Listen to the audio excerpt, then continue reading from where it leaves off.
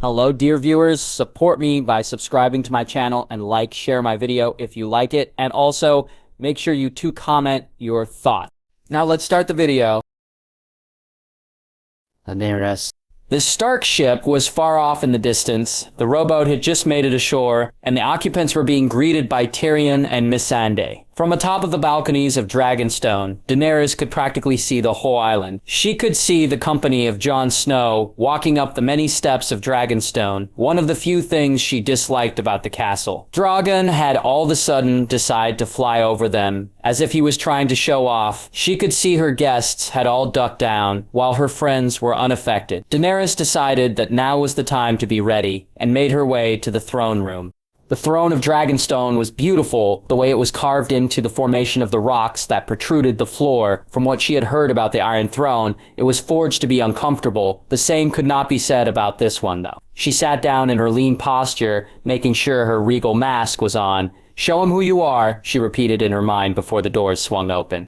Missandei and Tyrion entered and quickly made their way to their designated spots in the room. Tyrion off the steps to her right, and Missandei next to her on the left. They were soon followed by two men. One of them was young, and the other was old. The young man wore black boiled leather armor and a steel gorget that had two direwolf heads facing each other on the front. He had a long black hair that was tied back and a very short beard. He wasn't bad on the eyes at all. Jon Snow, she thought. For who she believed to be her last remaining kin in the world, he had none of the Targaryen traits. But there was something familiar about him that made her feel a slight unease within. The man standing behind Jon Snow was much older, wearing similar clothes in regards to their style. Daenerys wasn't expecting them to be dressed to look so low class as they were. They both approached and stopped as soon as Missandei began her introduction. "You stand in the presence of Daenerys Stormborn of House Targaryen, rightful heir to the Iron Throne, rightful queen of the Andals and the First Men, protector of the Seven Kingdoms, the mother of dragons, the Khaleesi of the Great Grass Sea, the Unburnt, the breaker of chains." Daenerys hoped she wouldn't gain any more titles during the conquest of Westeros. What she had already was an earful. She watched as the two men looked at each other, unsure of what they were supposed to say. The older man finally said his introduction. "This is Jon Snow." There was a stale silence that followed. Jon Snow seemed a bit embarrassed at the moment, as the older man followed his name up. "He's king in the north." She kept herself from being amused. They obviously didn't plan on this. The Adder Northerners were very humble. She doubted it was the latter reason. This will be interesting. In a way, Varys' interruption of the meeting with Jon Snow helped calm the situation down. Daenerys was beginning to fail at keeping herself composed as much as Jon Snow, though she did have a certain respect for his loyalty to his people. He wasn't like other leaders she met in the past. But right now, the news of the attack on the fleet was most troubling. Varys informed of the desolation that befell the Greyjoys and Sand Snakes. "Were there any survivors?" she asked, her master of whisper. "Only a handful. Who among them, I have yet to learn." "I can't believe I forgot that there were 1,000 other ships out there," Tyrion said, pacing over to the throne while looking to the ground. "The fault's not all yours," Daenerys told him. "I was expecting him to come to us first and try to sway me to allying with him instead of Yara. He must have known it would be folly once the alliance was made with her and Theon. We can only hope that they evaded capture and survived. All we can do is wait until we learn more." Varys turned to her. "I shall have my birds double their efforts, your grace. Despite the grim news, there is more I have to bear on a lighter note. The reports about the king in the north have been delivered as well." Tyrion frowned at the mention of Jon Snow. "Our first meeting with him could have gone better. It's a shame we ended things contentiously." "I don't think so. I expected him to be more like me for having the blood of the dragon, but I was wrong." Missandei interjected. "You could not be wrong about what you did not know. He does not present himself like he is above others, but standing with them as you do." She was right, but where Jon Snow stood figuratively was the concern. "What have your birds sung to you, Lord Varys?" Daenerys asked. "They call him the White Wolf and the Winter Dragon. His brother Rickon named him the new Lord of the Dreadfort, and they say he's the greatest swordsman since Arthur Dayne." "He could have used those when he was introduced," Tyrion jested. "What about his dragons?" Daenerys asked. "They say he calls them his daughters.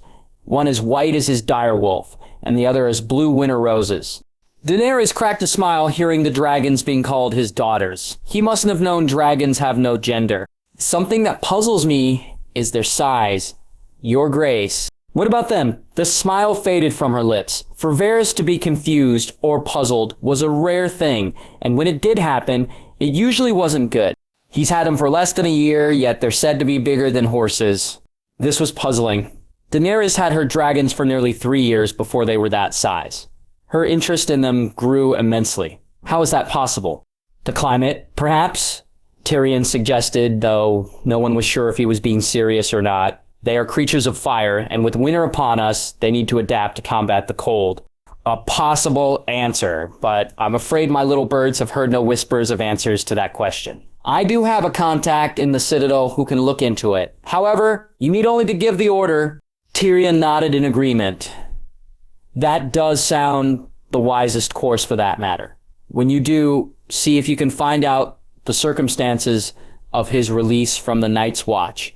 I've read of the Wall and the Order, but never once heard of any man being released from his vows. Jon Snow is not one to abandon such an oath like that. He's too much of a Stark to do that. Perhaps not, Daenerys argued. He seems more like the Blackfires. All of them rebellious and delusional. I had my expectations of him higher than they should have been. In truth, she didn't know what to expect. Even though she was finally in her home country, the people were completely foreign to her. In Essos, she had to deal with the Master's goals for domination of slavery and power, but Jon Snow presented a new argument to defeat, one she was unsure how to handle.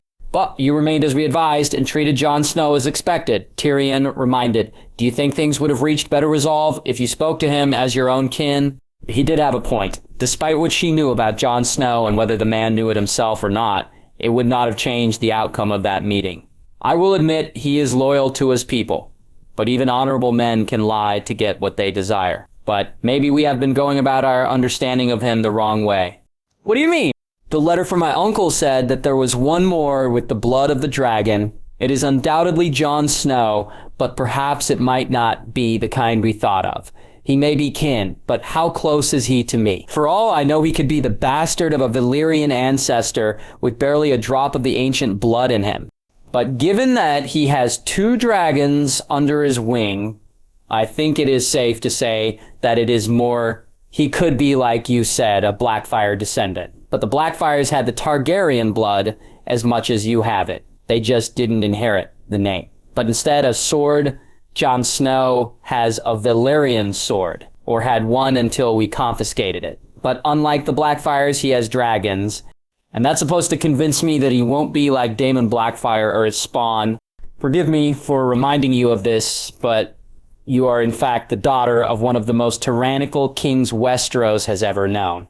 The truth of that hurt to hear after years of being told otherwise by Viserys and his supporters, yet here you are, the opposite of what everyone thinks you are to be. Granted, there is a bit of a fire in you. Daenerys glared at Tyrion before turning to gaze away in a form of solace. But you are learning to keep it from spreading out of control. You have only just met the king in the north. Maybe tonight we can share supper with him and talk like regular people instead of those of the court. Regardless of Tyrion's counsel, Daenerys remained unconvinced. But as she thought over what words were exchanged, she found herself coming back to what Jon Snow had said. He didn't know her, and she only knew whispers of him. Tyrion Stark bent the knee to Aegon the Conqueror. Only after knowing of the catastrophic battles that occurred, where he and his sister wives went. If perhaps Jon Snow learned of the good she has done in Essos, maybe that could influence him to rethink his decision. She turned back to her hand. And what of his nonsense about the army of the dead? To my knowledge, those are merely legend.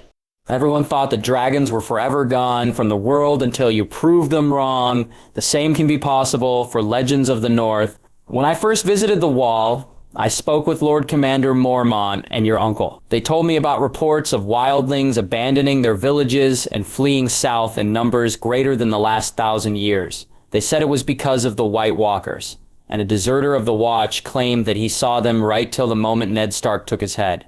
If Tyrion said that her late uncle reported the same thing, then she was willing to be intrigued by the matter, but it wasn't enough for her to believe it. May I be excused, your grace? Tyrion asked. Where are you going? to see if I can mend things. If we are to make allies of Jon Snow, we should try to find a common ground to begin with. Daenerys nodded in approval for him to do so. She turned to Missandei and Varys.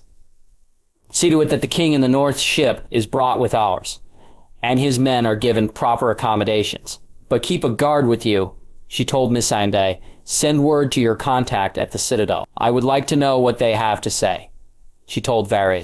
Both of them bowed their heads before departing the throne room of Dragonstone. Before Varys left, though, Daenerys had one more question for him. Who is Jon Snow's mother? Do you know? There's not a living person who does, I believe.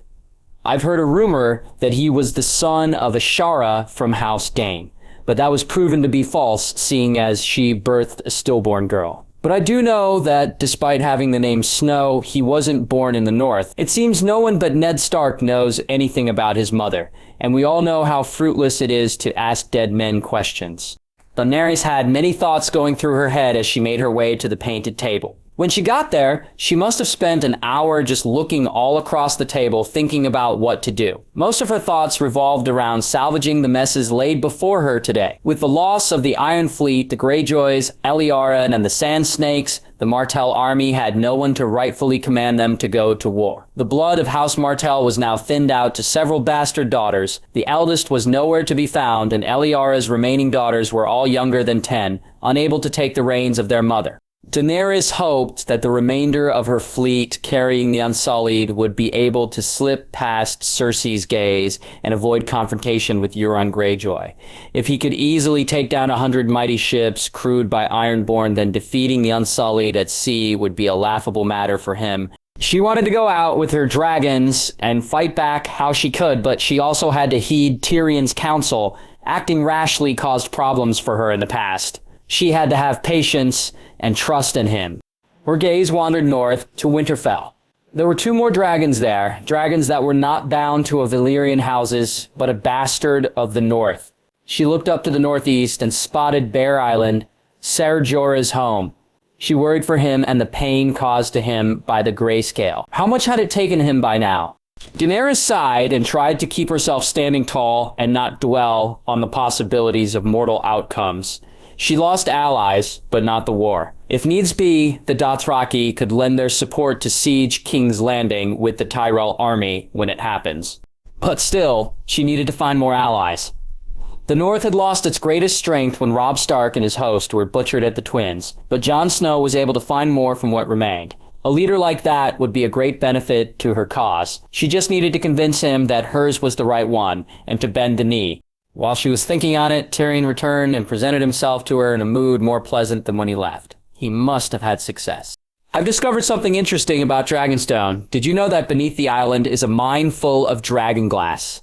On the long steps of Dragonstone, Daenerys calmly watched as Viserion and Rhaegar flew together far away. Drogon had always been more independent and kept to himself, the strong and silent type. Her peace was joined by a certain northerner's voice. I'm always amazed to watch them fly, even more so at that size. She turned to face the king in the north as he stopped just a few steps from her. I named them after my brothers, Viserys and Rhaegar. They're both gone now. She looked back at him, trying not to be as regal as she was when they first met. You lost a brother as well? He nodded quietly. People thought dragons were gone forever. Yet, here they are. Perhaps we should all be examining what we think we know. The pleasantness in his face dimmed and became more brooding expression. You've been talking to Tyrion? He stepped up right next to the railing, watching the dragons as he spoke. He is my hand. Tyrion proved time and time again that he deserved his position. He enjoys talking. It didn't take a close friend of Tyrion's to know that. Only one meeting was enough. We all enjoy what we're good at. Jon Snow's tone changed into disappointment, but in himself instead of her. I don't, he said truthfully. His statement surprised Daenerys. There's not a swordsman she ever met who didn't enjoy to sword fight. Sarah Burstyn took pride as a Kingsguard and talked many times of the battles he fought in. He also talked about Rhaegar and how he didn't like to fight, he liked to sing. Perhaps he did have the blood of the dragon in him, but a kind that her brother had. I'm about to find out who his mother is. She couldn't help but just look at him. Something about him seemed familiar. but she couldn't remember. You know I'm not gonna let Cersei stay on the Iron Throne? He finally turned away from brooding and faced her. I never expected that you would. And I haven't changed my mind to which kingdoms belong to that throne. I haven't either. They seemed to just keep going in circles. Daenerys realized that she wouldn't be able to get anywhere else with this unless she did give him something to show good faith. I will allow you to mine the dragon glass and forge weapons from it. Any resources or men you need, I will provide for you. He seemed surprised, but also grateful. Thank you. She turned back to watch her children, but Jon Snow lingered. So you believe me then, about the Night King and the army of the dead? Not yet, she thought. She just didn't want to admit it. You better get to work, Jon Snow. Jon began walking back to the castle, and Daenerys had to get another look at him. Maybe there was more to him that she was led on to see. There was an easy way to remedy that. The rest of the daylight was spent with discussions of the plan for taking Casterly Rock. Tyrion was certain they would, which gave Daenerys the assurity that his plan would not fail. The hour of twilight was soon upon the lands. Daenerys, sitting by the hearth of her solar, as Missandei walked in. You sent for me, your grace? Daenerys stood up from her chair and faced her. Do you know if Jon Snow has had his supper yet? He has not, your grace. Good. Invite him and Strategizing to dine with us tonight. At once, your grace. Missandei left immediately and Daenerys followed after her, but made her way to the dining hall instead. Inside was very similar to the throne room. There just wasn't a throne. In the middle of the hall was a large black stone table. It was very long and shaped hexagonal so that only one person could sit at each head of the table. Daenerys stood next to her seat and waited for Jon Snow to enter. Missandei came through the doors, followed by Tyrion, Varys, Strategizing, and Jon Snow. He was out of his armor, but what wore under remained. I'm glad you decided to join us. Please, have a seat. She motioned her hand to the seat next to hers on the left. Jon Snow walked up and stood next to it, waiting for everyone else to find their seats. As soon as they all sat down, Daenerys' servants, some of the Dothraki women, entered the hall with trays of various foods. I was hoping we could take a break talking about politics and just talk as people, she said to Jon. A small smile grew on his face as he looked at her. It would be nice if we could. I never did thank you yet for sending men to the wall. Daenerys returned the smile as a plate of food was placed before all of them. I didn't send anyone. I offered those who had nowhere to go somewhere they could. I hope your brother of the watch was pleased. Grenn? Yes, forgive me, I had forgotten his name. Did he return safely to Castle Black? He did, and he talked about you quite a bit while he was there. What did he say about me? Good things, I hope. Hopefully the impression she had left on Grenn was a good one and was spread to others, he told. Jon seemed embarrassed to answer, but he did anyway. He kept on talking about how he met the most beautiful women in the world, though he never knew many women to begin with. Daenerys' brow arched. You disagree? She could see Tyrion smirking as he drank some wine. Jon cleared his throat before answering, There's nothing to really argue about. Well played, Daenerys thought. You said he talked about me while he was at Castle Black. Was he sent to a different castle? She noticed the smile faded from Jon's face when she asked. He was killed a month after he returned by raiders on his way to Eastwatch. Daenerys' smile faded as well. My apologies, I was unaware. He died fighting to protect my dragons. I'll always be forever grateful to him. What was he doing with your dragons? Jon didn't answer. He seemed to be upset with himself. I tasked him with bringing them to you. This shocked Daenerys and the others around her. He was going to give his dragons to her. When they first hatched, I didn't think I could handle raising dragons. I had to get them away from the wall and the threat that was coming. I thought you would be the best one I could trust to keep them safe. And I knew nothing about dragons at the time. I still don't. Daenerys had to recollect herself for a moment. If she wanted to establish a good relationship with Jon, then sharing her knowledge about dragons could be a foundation to build upon. I heard that you call them your daughters. They are girls from what my friend and I saw, or rather didn't. Daenerys couldn't contain her amusement. Dragons don't have a gender. They each lay their own eggs. But Jon was wide-eyed. Oh, well, that's good to know. There was a brief pause so everyone could take a moment to enjoy their food. Lord Snow, Varys said, but was interrupted by Strategizing. King Snow. He corrected, but suddenly looked uncertain about that. No, that's not right, King Jon. Jon Snow merely shook his head. It doesn't matter. Again, his words surprised everyone. He was a king that cared not about being called one. He was certainly humble. As you probably have guessed, Avarys continued, "My spies have told me many things about you, but I was curious, do you really sing to your dragons?" This was surprising, and it seemed to catch Jon off guard as he choked on his drink. He looked over to Daenerys and could tell she was very curious. "I do on occasion. It calms me down as much as it does them." There was another thing that made Jon remind Daenerys of Rhaegar. Sarah Barristan told her that Rhaegar liked to sing to the people. Daenerys could tell Jon was getting uncomfortable, so she decided to lead the conversation elsewhere. "If might ask, who did you name your dragons after? I haven't even heard you say their names. Only one is white and the other blue." Ygritte and Lyraes. He looked over to her looking grateful for what she did. "I named them after the people they remind me of. Lyraes after my Aunt Lyanna. The color of her wings is the same as a winter rose, and my father would always place one on her crypt every year. Ygritte I named after a wildling girl named Ygritte. She was the one who convinced me that the free folk weren't our enemies. She's gone now." "What about Ygritte reminded you of her?" "Ygritte's eyes are fiery orange, the same color of Ygritte's hair. The way he spoke of this Ygritte was with a small amount of sorrow in his voice. It was clear it was someone he once loved." They all continued until the light of the sun was completely gone from the sky and the stars began to appear. They each excused themselves from the dining hall, Daenerys walking with Jon to the doors. "We'll have to pick up where we left off tomorrow evening." "I look forward to it," he said as he bowed his head and left. Tyrion. With things on a much better note than the day before, Tyrion felt confident that relations between the Queen and the King in the North would improve from here on out. They were all graced with a timid morning, which was far better than the stormy days with nothing but rain and wind. Today was just clouded. Tyrion walking along a balcony with Varys, both of them looking out to the sea where two of the dragons were flying. Varys kept his hands tucked in the warmth of his robes. All the while, both were reflecting on the current situation of things. With Eliara captured, Varys said, "Dorne will look to another house for leadership, most likely one with the blood of Dornish kings." "Is that what you have been hearing whispers of?" Varys nodded. "Cersei made it quite clear that Marcella's death will be avenged. While I'm begilted of losing an ally, I feel no pity for whatever Cersei intends to inflict on Eliar. A rare occasion that I find myself glad of my sister's intentions." Tyrion almost wished he could see what was done to her. He had the guilt of what happened. He never should have sent her to Dorne. Maybe if he didn't kill his father, Eliara would have been too much a coward to dare and touch Marcella. "And while you are filled with joy, our list of allies grows thinner by the day." Varys stopped and leaned his hands on the stone railing.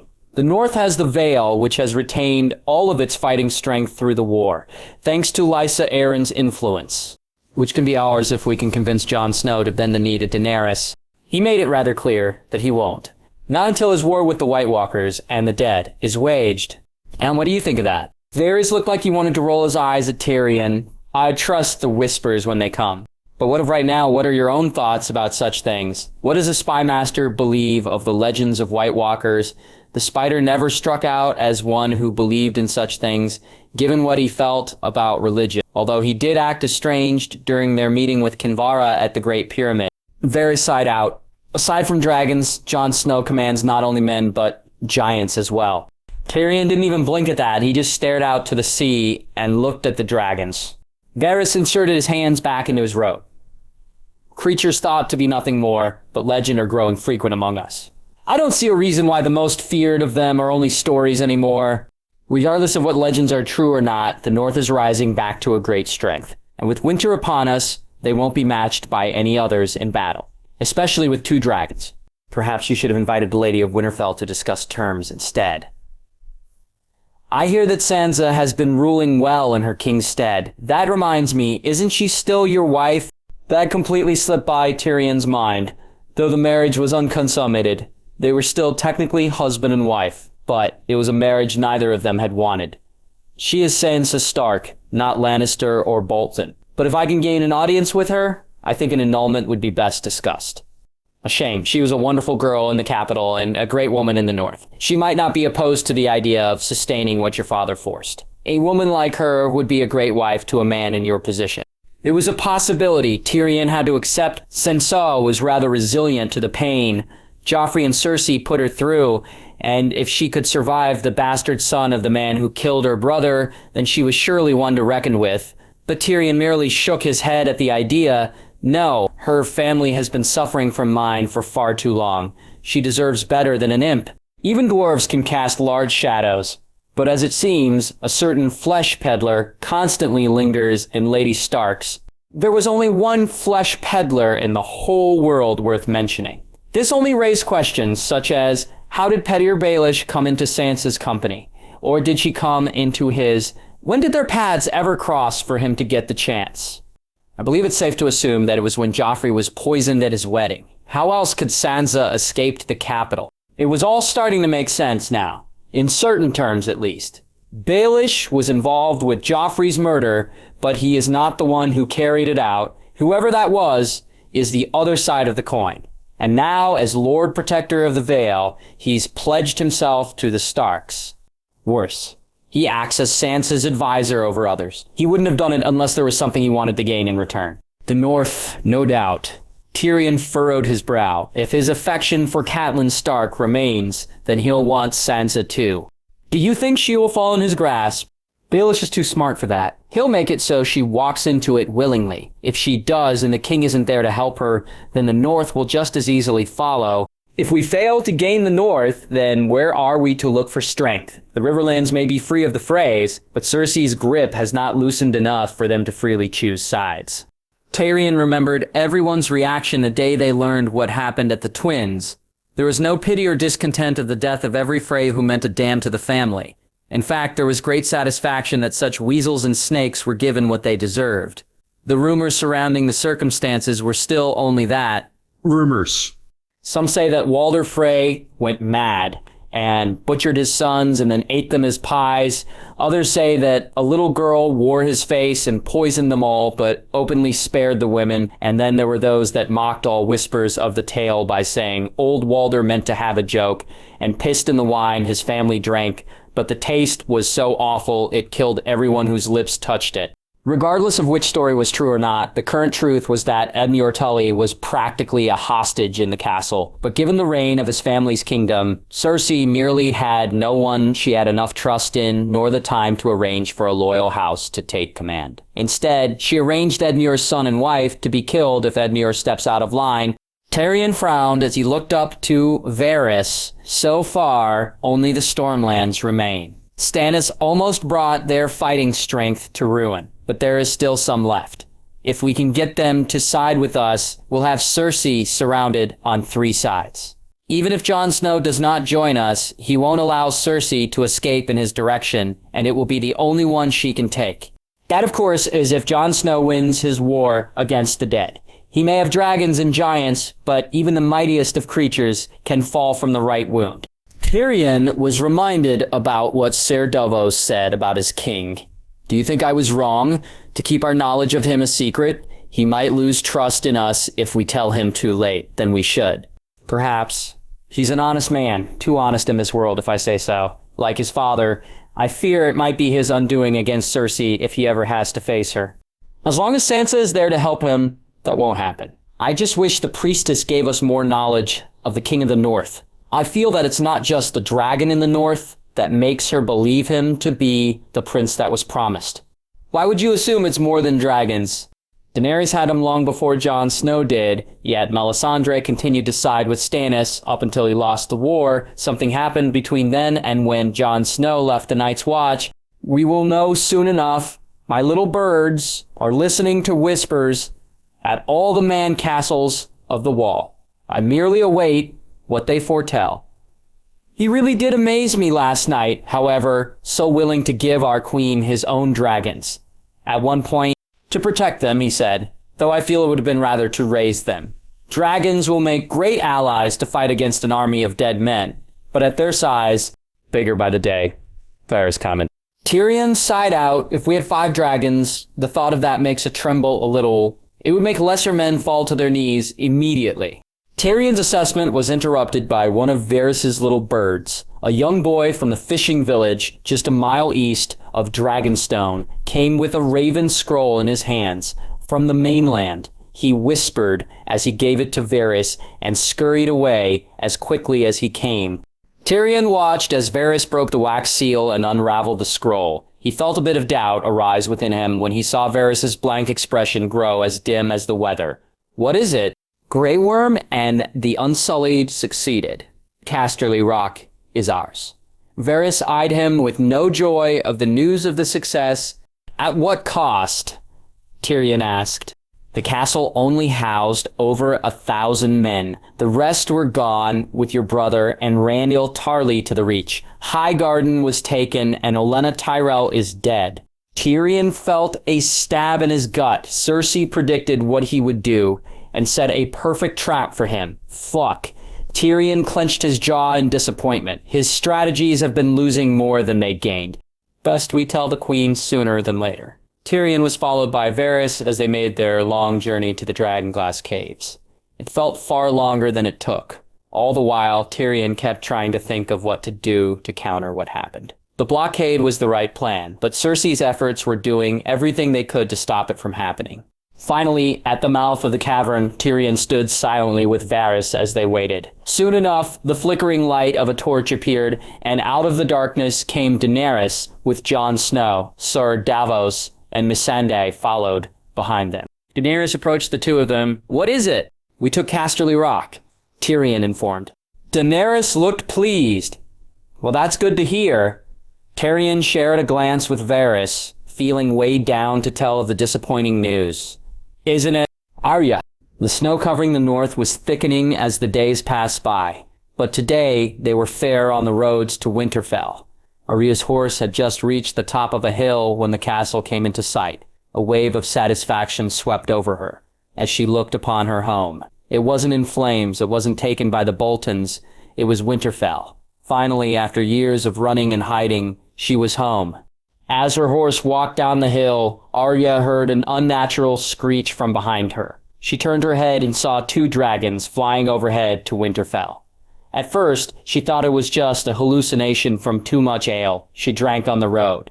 But she never had that much to begin with. All she could do was watch in wonder as the two dragons soared overhead, their paths of flight intertwined almost like a dance in the air. They circled around Winterfell and reached the broken tower and perched there. What in seven hells? She was a bit shaken with what she witnessed. She heard the rumors about the dragons, but she didn't believe them. Dragons didn't come from the north. They come from the east, from Valyria or anywhere but the north. Her surprise and shock turned into excitement.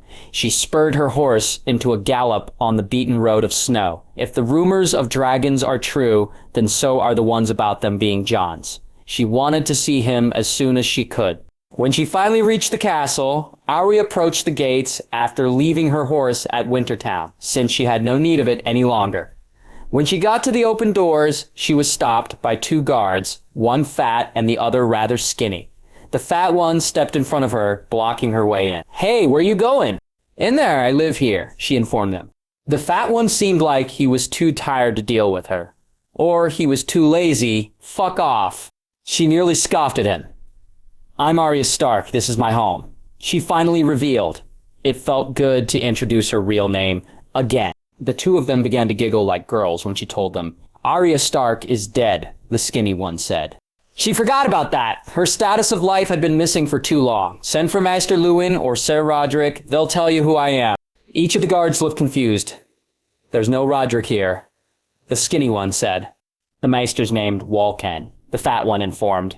They must have died then, she thought. She forgot that so much had changed besides herself. It made her wonder how many others she knew before she left were dead.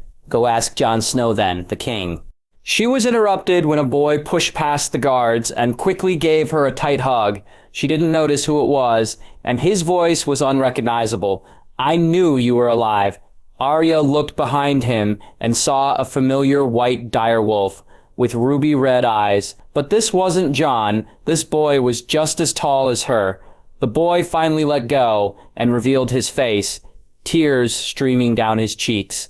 "Welcome home, Arya." It was then, finally, that she remembered the bright smile of her baby brother, Rickon.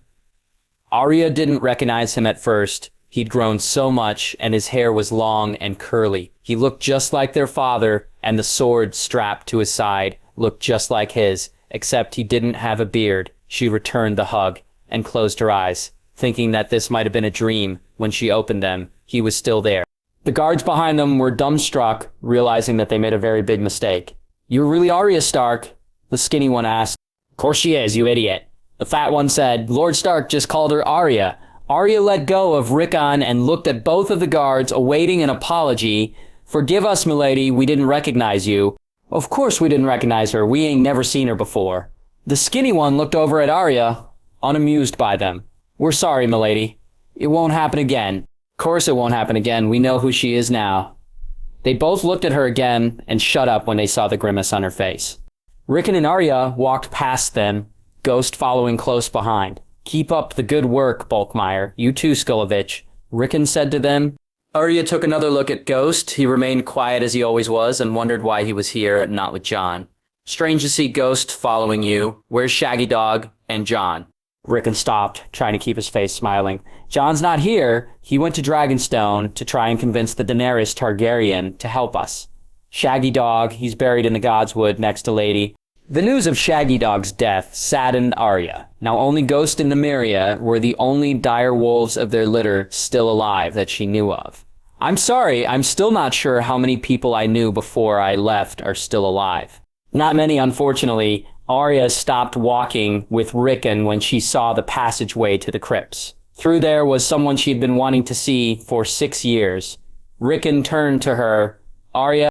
She began to walk to the entrance and into the darkness, leaving Rickon behind. The torches along the walls gave enough light to see in front of her. She soon walked past all of the statues of her ancestors and some who were very recently buried. She passed a statue that looked like Robb, and next to him was Greywind. There was a tomb for him, even though it was probably empty. Arya heard that the phrase "let his body rot with their mother," his wife Greywind, and the rest of his army. She felt satisfaction that she avenged all of their deaths, but she also felt a bit of anger as well. If Robb hadn't broken his vows, then they might all still be alive. It was foolish to let his personal feelings take control, but she didn't have the right to judge. She let the same happen to her and lost her sight for it in Braavos. But she wouldn't make that kind of mistake again. She moved on and found the one she was looking for. Her father's statue stood proud, holding an iron copy of ice. She assumed it was to represent what he always said. The man who passes the sentence should swing the sword. When she looked at his face, she didn't recognize it. She remembered her father's face enough to know that the statue didn't look enough like him. Arya soon heard footsteps approaching. 2 people and 1 dire wolf. She turned her head and saw her sister, followed by Rickon and Ghost. Sansa looked the same, but older, and had a much greater presence than before. She was a woman now, a proper lady steeled by her trials in King's Landing and the Boltons. "Hello, Sansa," Arya said. Sansa smiled at her and quickly walked up to her and hugged her. They didn't leave on the best of terms, but Arya could tell that she wasn't the moron who wanted to play princess anymore. Sansa let go of her, and she was able to get a better look at her. "You look like the Lady of Winterfell." "I am the Lady of Winterfell." Arya looked at Rickon, thinking he was the Lord of Winterfell. "I told her, and Jon, that I'm not ready to be a lord, so Sansa's in charge until I'm old enough." He gave a satisfied look to her before she took another look at Sansa. "It suits you, Lady Stark. So Jon's in Dragonstone?" "Ah, he is. We all told him not to go, but he did it anyway." Sansa looked at her, recalling her love for Jon. "I hope he comes back soon. I remember how happy he was to see me. When he sees you, his heart will stop." She laughed with her sister and brother before they all looked at their father's tomb. "It doesn't look like him," Arya said. "It should have been carved by someone who knew his face." "Everyone who knew his face is dead," Sansa told her. "We're not." They each exchanged smiles to each other, proud to hear those words. "They say you killed Joffrey. Did you?" "I wish I had," Sansa admitted. "Me too. I was angry when I heard someone else had done it. However long my list got, he was always first." "Your list?" Rickon asked. Arya looked at both Sansa and Rick. Of people I'm gonna kill. Sansa looked at her weirdly before she laughed at that. Arya just smiled and didn't say anything. How'd you get back to Winterfell? Sansa asked. It's a long story with some detours. I imagine both of your journeys were long too, she said to both Rickon and Sansa. Time it took is outweighed by the unpleasantness of it, said Sansa. Rickon agreed, but our stories aren't over yet. No, they're not. Arya grabbed hold of both her siblings and hugged them again, tightly. Arya, Sansa said. Arya released them and looked at her. Bran's home too. Arya was overjoyed when she heard that, but Sansa and Rickon didn't share the same feeling. The joy faded, and she was curious to know if something was wrong.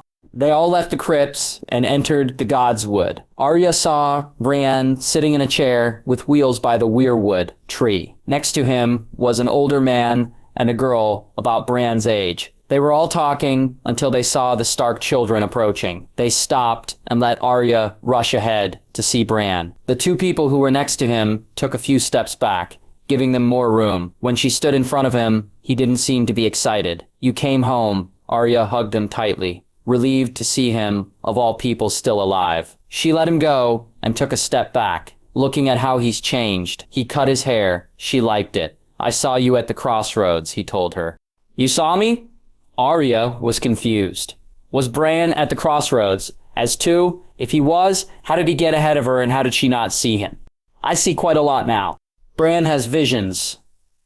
Sansa informed. Rickon looked over at Arya. He's called the Three-Eyed Raven. You looked over at Bran confused? I thought you might go to King's Landing. So did I, she confirmed, amazed that he knew her original plan. Why would you go back there? Sansa asked. Cersei on her list of names, Bran said. Arya was speechless. What happened to him? She felt the eyes of her sister fall on her as she turned her head to look at her. Sansa thought she was joking. Who else is on your list? Her older sister asked. Most of them are dead already, Arya told them. Only two names remain now.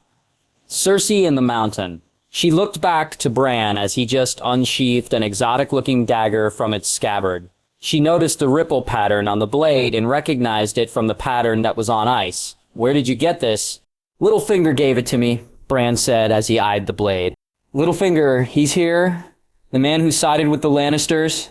The man who assisted in overthrowing Robb? Arya turned to Sansa for an answer. He's declared for House Stark. Why would he give you a dagger? She hastily changed the subject, but Arya was curious as well. He thought I'd want it, Bran told them. Why? Sansa asked. Because it was meant to kill me. He spoke so casually. Bran was holding a dagger that almost killed him, yet he didn't care. It was beginning to feel like he was a faceless man to Arya. The cutthroat after your fall. Why would a cutthroat have a Valyrian steel dagger?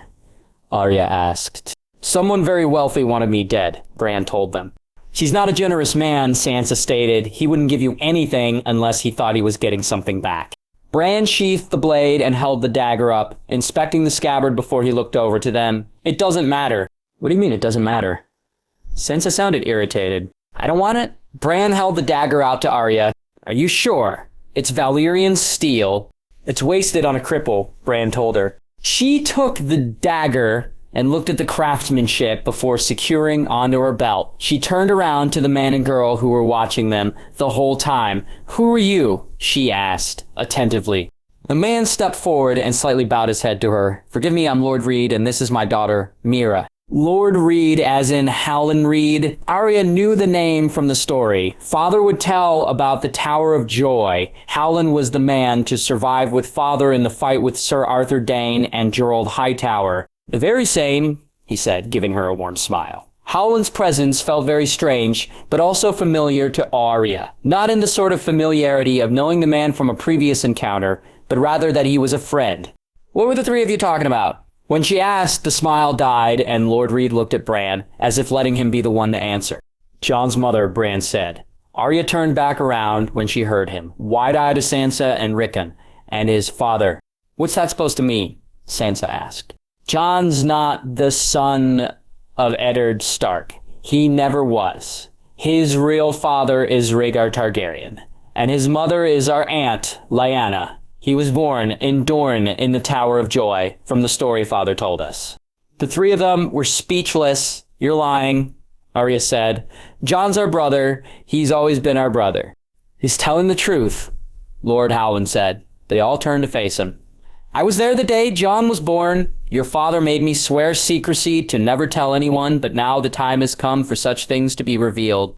As much as Arya wanted it to be false, there was too much evidence that confirmed it, too much being 2 dragons that were perched in the broken tower. The information was shivering to hear. But why? Rickon asked, why would father lie and say Jon was his son? Robert Baratheon, Sansa said. He hated the Targaryens, and he would have killed Jon if he knew he was Rhaegar's bastard. Indeed, Lady Sansa, Lord Howland said, your Aunt Lyanna never died of a fever, she died of childbirth in the Tower of Joy in Dorne. So, that makes him a sand instead of snow. Sansa said, no it doesn't, Arya said, Dornish bastards are named, but he's not a Dornish, he's a Northerner. He's a snow. Arya looked at all of them with fire in her eyes. She wasn't angry with them, but this was one argument she wouldn't dare to lose. In any case, Bran said he needs to know, if Daenerys Targaryen should die in the wars to come, then he'll be the rightful heir to the Iron Throne. There was a silence between all of them. Jon could be king of the 7 kingdoms. This stays between us, Arya said. Everyone looked at her, wondering why. The other lords don't need to know they're following a Targaryen. They seemed to understand her point. My lords and ladies, Lord Howland said, I'm afraid I must bid you all farewell. I'm needed back at Greywater Watch, and I have already overstayed my time here. He looked over to Bran. I'll return soon, but until then, good luck to you all. He bowed his head and left. His daughter following him, she looked back at Bran before continuing on. There was a silence between the 4 Stark children. He's still our brother, Rickon said, and he's still a Stark. Arya smiled at him, happy to hear that. No argument there. They were all interrupted when mild screeches were made by the 2 dragons flying down to them. Rickon nearly rushed over with Ghost where they landed and removed one of his gloves. He stretched forth his naked hand to the white dragon and caressed its head lightly. Arya's heart began to pound in her chest. To see creatures from a storybook right in front of her was incredible. She never thought in 100 years she would ever get to see a dragon, and now there were 2 not 10 feet away from her. The blue dragon crawled slowly over to Arya, Sansa, and Bran. They still make me a bit nervous from time to time, Sansa admitted. But they are gentle creatures. They seem to know where's Jon's family. They won't harm us, Bran told them. Arya decided to follow Rickon's lead and removed a glove from her left hand. She reached her hand out as the blue dragon got closer and suddenly felt a great warmth when her fingers brushed against the blue scales. Her hand was then completely on the dragon's head, stroking it softly with her thumb. Jon calls her Leores, Sansa said with a smile. The other one is called Ygritte. Arya let a small laugh of excitement escape her as she began to scratch underneath Lyaris's chin. They're so beautiful and so big. I heard about them, but the rumors said they were the size of hounds. Lyaris left the feel of Arya's touch and returned to her sister dragon, and both of them took flight. Their wings blew a gust of snow directly at the Stark children. Arya shivered off some of what got her as the snow continued to fall, now feeling the cold. Let's get inside before I freeze my tits off. Arya grabbed the handles on the back of Bran's chair and pushed him forward through the snow. Sansa, Rickon, and Ghost following closely. When they entered the courtyard, Arya noticed many eyes gazing at them, and the happiness behind those eyes, it made her feel warm. The Starks of Winterfell were home. Jon stood at the cliffs of Dragonstone, watching as the largest of the dragons, Drogon, returned after days of absence with Daenerys.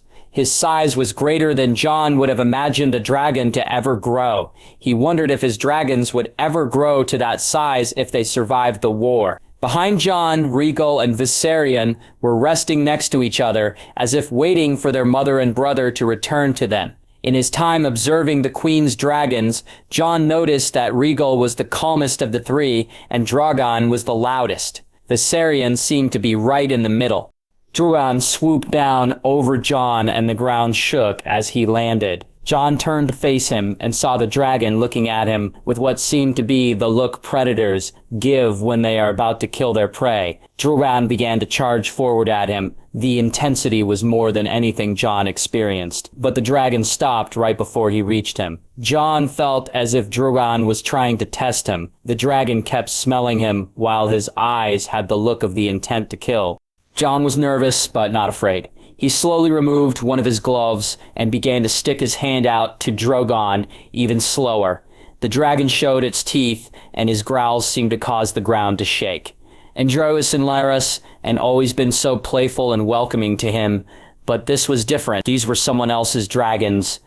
As soon as his palm made contact with Drogon's snout, they both seemed to feel calmer. Jon could see the daunting presence this creature gave, but there was also something else about it. It reminded him of Ghost in a way more than it did his dragons. Drogon pulled away as Daenerys climbed down from his back. He left the two of them and walked over to his sleeping brothers. Jon put his glove back on as Daenerys approached him. "You're really special, Jon Snow. He never lets anyone near him except me. To let you touch him is remarkable." She looked over as Drogon had just gotten comfortable with his brothers. "They're incredible, aren't they?" To be honest, it's not the first word that comes to mind, but they are divine beasts. Daenerys gave him a sharp look. "They're not beasts. To me, they're my children. You yourself call your dragons your daughters." To be fair, it was my brothers of the Watch who called them that, and the name seemed to stick. They both began to walk together towards her dragons. "You weren't gone long." No. And I have fewer enemies today than I did yesterday. Jon became discontent when she said that. There were few women he knew that took part in the battle, but Daenerys was handling herself very calmly, almost completely passive of the event entirely. "You're not sure how you feel about that?" "No, I'm not." He had grown out of fighting long ago, ever since he realized how different the world was in reality compared to stories. War was not glorious or noble, only bloody. How many men did your army kill taking Winterfell back from the Boltons? Thousands. I would have just killed one, but that path was refused. If Ramsay hadn't been such a prick, then the North would have more soldiers than children and farmers to fight against the dead.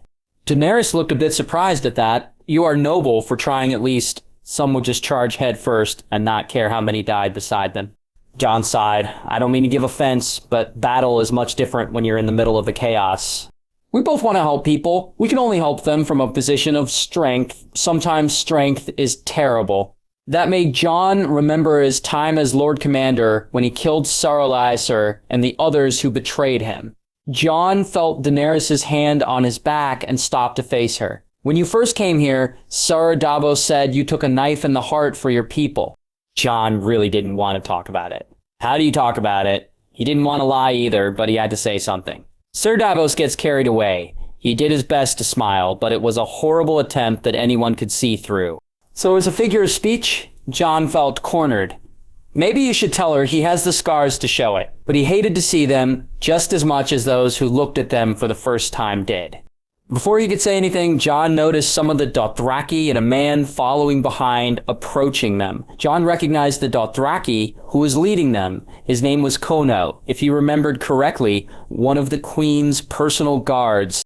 Kuno spoke something in Dothraki and stepped aside, revealing the man who followed them. He was Westerosi, and something about him looked familiar.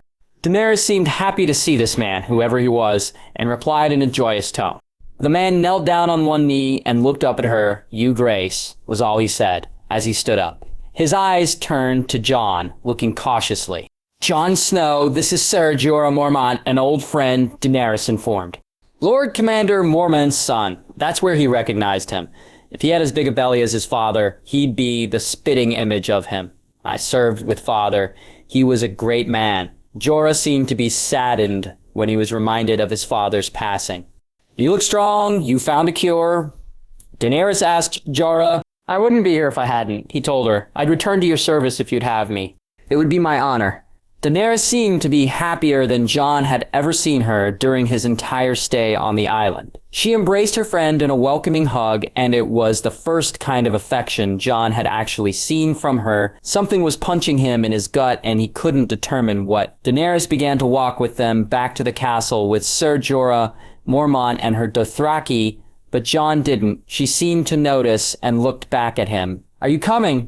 "I'd like to stay outside for a while longer, Your Grace." She seemed to be amused by his request.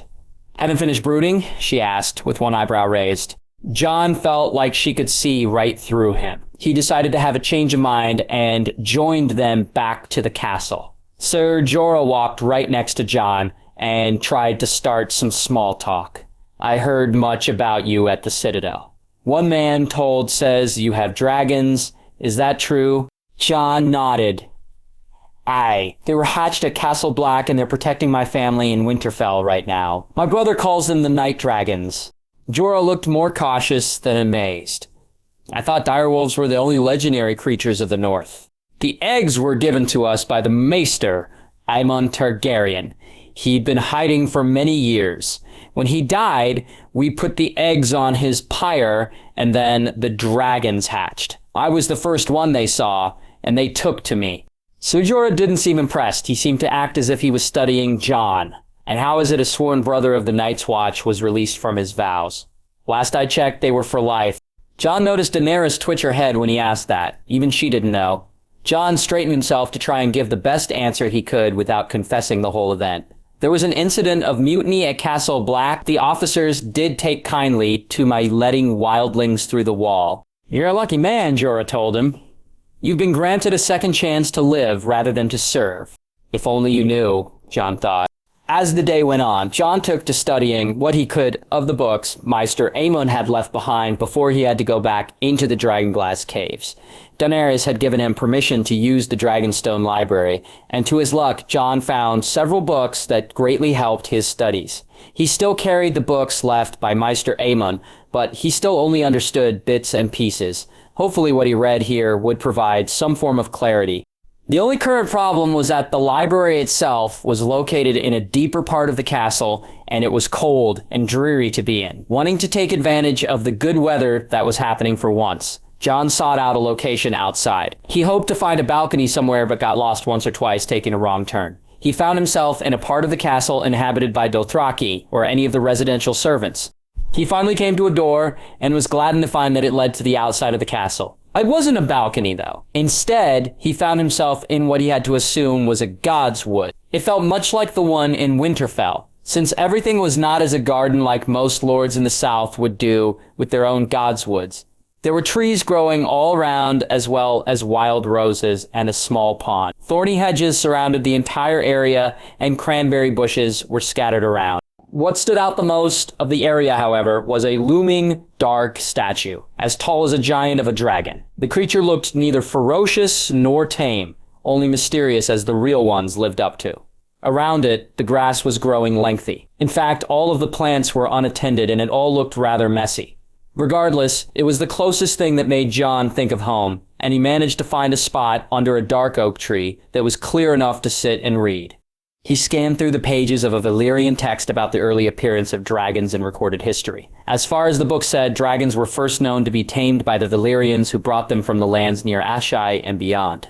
When he turned the next page, a piece of paper that was not part of the book slipped into Jon's lap. Jon set the book aside as he picked up the paper and looked it over. It was a letter, or it looked like one, but it was not addressed to anyone or signed by who it was from. There was only a date at the top, spring of 20H1 AC. Maybe it was a journal entry, and whoever's it was used it as a bookmark, perhaps. Jon wasn't sure, but he didn't linger on it when he read what was written. "I've heard it whispered behind my back years before, but only now do I linger on the meaning and truth of the words. Whenever a Targaryen is born, the gods flip a coin to see if it lands on madness or greatness. I feel the one flipped for me landed upright in the middle. I know I am going to fix the chaos that has been done to Westeros, yet my dreams and visions haunt me so much that I feel I can do nothing but think and study on them. I fear if I tell anyone, they'll think me like my father, mad. But because I stay myself from telling, I feel trapped by myself. I do not feel it. I know it. I am alone in the world. The burden it bears on me is a terrible thing." Jon turned the page over, but found no other writing. He grew curious as to who wrote the contents. It was obviously a member of House Targaryen, and one of the more recent ones. He thought back to the date. 2081 AC was the year of the false spring. Aedirius ruled, then with his wife Queen Raffaella, and only Prince Raffaella and Prince Viserys were born at the time. The letter spoke of a mad father, which had to mean Aedirius, the mad king, and Viserys, Targaryen, was only a toddler at the time this was written. That meant that this was written by Prince Raffaella, the man who kidnapped and raped Lyanna Stark. With that realized, Jon began to ponder about what Rhaegar wrote. Perhaps this was the prince's own acknowledgement of descending into the madness that led to him kidnapping his aunt. But what were the visions and dreams he spoke of? I didn't expect to find you in the garden studying books, Daenerys said as she approached Jon unexpectedly. I thought you to be in the training yard with your men and my Dothraki. Jon hadn't even noticed any indication of her presence until she surprised him. He set the page of Rhaegar's writing on one of his books as he stood up. I probably would be, but I have nothing and no one to train with. Your men don't seem keen on allowing me to arm myself, even with a practice sword, he quipped, which earned a smile from Daenerys. It was the first time she smiled at him. It sent a flutter through Jon's stomach and made him feel at ease. I shall arrange for you and your men to granted permission, Daenerys told him.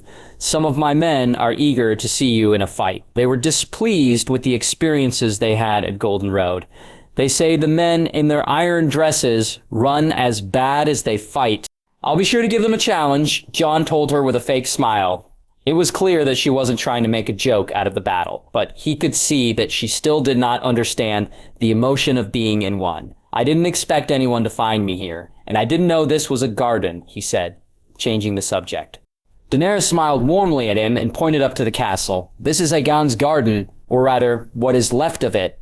I saw you from the balcony of my room and was curious. I hadn't seen anyone set foot here since my arrival. I thought this was a godswood. Although now that I look, I don't see a heart tree anywhere. Daenerys walked closer to him, almost an arm's length away. I did some study of my own. Seeing the carvings in the dragonglass caves made me curious about the island itself. They both started to aimlessly walk together through the grass and past the wild roses. What did you find? Daenerys sighed. Not much, unfortunately. Whatever histories were written before my ancestors settled here is gone. The only thing was a map of the island before the castle was built. It showed the dragonglass caves where you found them, but there was hardly anything else. No mention of the carvings inside. Jon looked at the garden, thinking of how the land was before the castle was built, when it was the home to the children who made the carvings. If I had to guess, I would say that there might have once been an entire forest of weirwoods when the children lived here. Daenerys' interest was piqued. And why do you assume such? Before the first men came, weirwoods were more common than pine and oak, but now they are only found in the gardens and godswoods of castles, save for the God's Eye Island. If this place was like that, then there might have once been a forest here. I've only seen a weirwood once in my younger days, traveling Essos. It scared me to look at that haunting face, but thinking back on it, I can see the mysterious beauty that they have. A forest of them would be a beautiful thing to see. She looked back to his pile of books by the tree he was sitting under before she arrived. What about you? Have your readings proved fruitful? Jon couldn't help but smile from the embarrassment of his answer. If I understand what I was reading, then maybe, but I'm not well versed High Valyrian. Daenerys raised a brow at him. I can help you with that. Please show me. They returned to his books, and together they sat down under the shade of the tree. It took a moment for it to process in his head, but Jon finally realized how close Queen Daenerys was to him. He started to feel himself grow nervous, but didn't understand why. They were just talking, and he didn't feel anything before. He grabbed one of Maester Aemon's books and opened it to the page he had the most success on. The notes on the sides and translations are what have been helping me the most. They were written by your great. He had to pause and think how many greats Maester Aemon was. Great Uncle Maester Aemon, but the author's words, I've only memorized a few phrases and words, but that's the extent of it. Daenerys leaned in and looked at the writings. I can read it perfectly. Why don't you try first? Jon cleared his throat and read aloud, Si Perds, Terdsi, Zeldri, Soti, Si Gal, Magon, Todsi, Siwa. He stopped speaking when Daenerys began to laugh at him. He could feel himself go red with embarrassment. Is it really that bad? She settled down, but kept smiling at his attempt. This was the first time he saw her smile out of sheer joy. She looked very beautiful when she did. Jon was started to feel flutters in his stomach, seeing her like this. What was this queen doing to him? Daenerys placed a hand over his stat, held the side of the book, and read, Seta persisi zaldri zoti, sia gaumaga go siestva, isesse eli yidri, ilis kipagosi, henkiri, tegon se nukir kustitan se, tegon se teptan rovi gri havor isse se undegian, ves. She did it without error, and so fluently. Jon felt more defeated than he ever did in a duel with Robb. It says the fires of dragons were used agriculturally during the first years they were ridden. Combined with earth, the ashes strengthened the lands and produced the greatest crops in the known world. Based on the look of amazement on her face, Daenerys was just as learned as Jon was about dragons in some parts. I never thought them to be creatures used to bring life as well as destruction. Neither did I until now, she said. If you wouldn't mind it, I can see to it that you receive a translated copy of this. I would love to know what else is said in your other books too. Jon gave her a cheered expression and nodded, but it changed when he felt the desire to inquire of something he'd been wanting to ask. Why do you want you to be queen? She looked at him squarely and sat up. Why do you want to be king in the north? Jon closed the book and let her have it. I didn't ask to be king in the north. The other lords chose me. I would have refused if I could, but at the time it seemed the best option for the north. You would have refused the crown of the north. Jon nodded.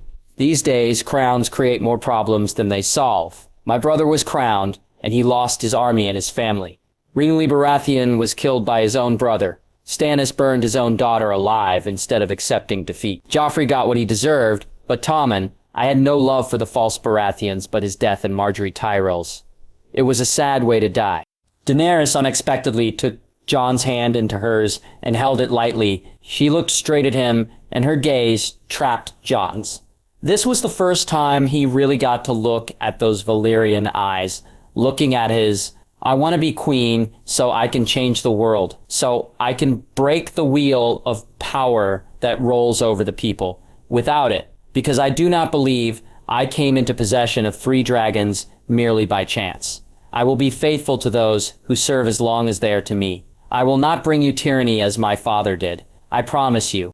Jon hoped he made it clear that he would bend the knee if he could, but his people would reject his decision if he did. It would only be him kneeling. He did not want to disappoint her with an answer, but he couldn't accept. He merely slipped his hand out of her grasp and walked back to his books. I found this while I was reading. He picked up the paper he found and handed it to Daenerys. I think it was written by your brother, Prince Rhaegar. What? She took the paper and read over what is said, but only looked confused. This was written by my brother? I've never seen or touched anything of his before in my life. I don't understand half of what he says in this. Daenerys looked slightly saddened at Jon. I knew people who knew Rhaegar. The way they spoke of him was the complete opposite of my father.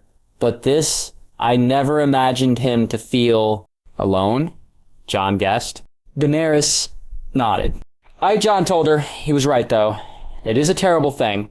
Daenerys looked at him with somber eyes before she looked away, almost as if it was difficult to look at him. I would like to keep this. Of course. I wouldn't think to keep it from you. She folded it and slid it into the pocket of her gown. There's something I would like to discuss with you tonight, if you are able.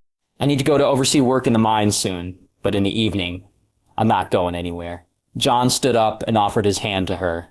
She kindly took it, and they had one last glance at each other before Daenerys walked away without another word. This was the first time Jon thought he saw fear in her, but fear of what was the question. He didn't want things to end like that. In fact, he was starting to feel in his heart that he could trust her without any doubt, but he was just one northerner against thousands who didn't feel as he did, or rather wouldn't. Jon gathered his books he borrowed and made sure to return them to the library while making sure he remembered where he went, so he wouldn't get lost again. Afterward, he made his way down to the beach and then the caves of the Dragonglass mine. When he reached the caves, one of the Dothraki assisting in the mining was waiting for him at the entrance. His name was Abroko, and he was one of the few Dothraki that could speak the common tongue. "Snow," he said. "We have just finished our own dagger, made of the glass." He handed it to Jon, who marveled at the workmanship. The blade was shaped like a dragon's tooth and was larger than any of the daggers they found at the Fist of the First Men. This was the first one he had seen with a proper handle made of elk antler, and the grip felt very natural to hold. Got bored of mining it then, Jon quipped as he adjusted his hold over the weapon in various ways. Abroko laughed and handed a fur scabbard over to Jon to sheath the blade. We wanted to see how big we could make a blade. The failures we had were used for arrowheads. Abroko grabbed a small pouch from his side and opened it, revealing more than a dozen dragonglass arrowheads. He closed the pouch and handed it to Jon. Both for you. Jon looked at him, surprised that he would be so generous, but given that he already had a weapon to use against the dead, he felt he was already prepared. Such work should be kept by the maker. Abroko, I couldn't... It's not a gift. Abroko interrupted while smirking. This had made Jon curious. Why would you give them to me then? I lost a bet. I have to pay up. He smirked as he began to walk back into the caves. Jon didn't recall ever making a wager of sorts with Abroko. What was the bet? He shouted. Abroko laughed when he told him. Whether or not you'd still be alive by now. Unfortunately for me, you are. Jon felt betrayed at that. He had spent enough time with Abroko to at least consider him a friend, but friends must come differently to the Dothraki. A few hours had gone by, and the work in the coves was going very well. Though Jon didn't know how to mine properly, he could still do some of the heavy liftings. However, his work was interrupted by Kuno as he entered the caves, holding Longclaw in its scabbard. He waited for Jon to approach him as well as Abroko so he could translate. He spoke his words and looked at Abroko, who was smiling, signaling him to tell Jon. He said that he heard that you are the greatest fighter in your entire country. He wants to know if you can prove it. Jon chuckled at that. First Ramsay, now Kuno. He wondered who it was who spread tales of this. He didn't want to boast that he was, but then again he had fought creatures of terror and slain a White Walker. I never claimed to be the greatest. Abroko translated for Kuno and he gave his response. Not all men have to claim to be what they are. Jon wasn't one to show off, but he hadn't had a proper sparring in a while, and he hasn't held his sword ever since he handed it over to the Dothraki. He smiled at Kuno and held out his hand towards Longclaw. Kuno smiled back and handed Longclaw over to him. He motioned for Jon to follow him outside, and he followed along with all the other miners. They could use a break after all. On the beach, Kuno drew his Arak and Jon strapped Longclaw to his hips. It felt right to have a sword at his side once again. He drew the blade and heard the metal sing as it left the scabbard. The Dothraki and Northmen around them sat on nearby rocks, and from what Jon could guess, they were taking bets on who would win. He hoped that his men had enough faith in their king. Jon stretched his arms before Abroko stood in between them. He pulled out a coin of silver Jon didn't recognize and looked at both of them. When the coin hits the ground, you will begin. He repeated what he said to Kuno in Dothraki, and flipped the coin in the air. Abroko raced to the other Dothraki as the coin fell to the sand. As soon as it made contact, Kuno had dashed forward at Jon, swinging his Arak from below. Jon was able to parry, but that's all he seemed to be able to do, as Kuno's strikes were very fast and agile. Jon saw an opening to dodge behind Kuno, but when he tried to take it, Kuno's elbow met Jon's temple. That was all it took to convince Jon that this wasn't to the death, but blood was going to be shed. Jon went on the offensive and swung at Kuno's center, hoping that he would lose his balance, but Kuno was skilled enough to not let that happen. As the fight continued, the cheers from the side seemed to get louder and louder. For Jon, people usually remained quiet as he sparred, but this was much more exciting. Jon parried another strike before Kuno used the momentum to spin and add power to his upcoming attack. Jon wouldn't be able to block this strike, so instead, he met the blade with Longclaw and stuck it as hard as he could. The RX blade was cut cleanly apart where the swords met. As the top half of the blade fell to the sand, Kuno held up what remained and marveled at the cut. The men watching fell silent and awestruck at what they just saw. Abroko finally broke the silence. I've never seen a weapon that could cut through Dothraki steel. What kind of sword is that? Jon stood up, sweating from the duel. It's Valyrian steel, rarest of weapons, and the strongest. Abroko nodded, translated to those around him as Kuno approached Jon. Good fight was all he said, surprising to Jon as he unsheathed a dagger at his boot and brought it behind his head. Jon learned that the Dothraki braid their hair for the victories they achieve and cut it when they lose. Jon grabbed Kuno's arm, holding the dagger, and stopped him. The Dothraki fell silent as they watched him.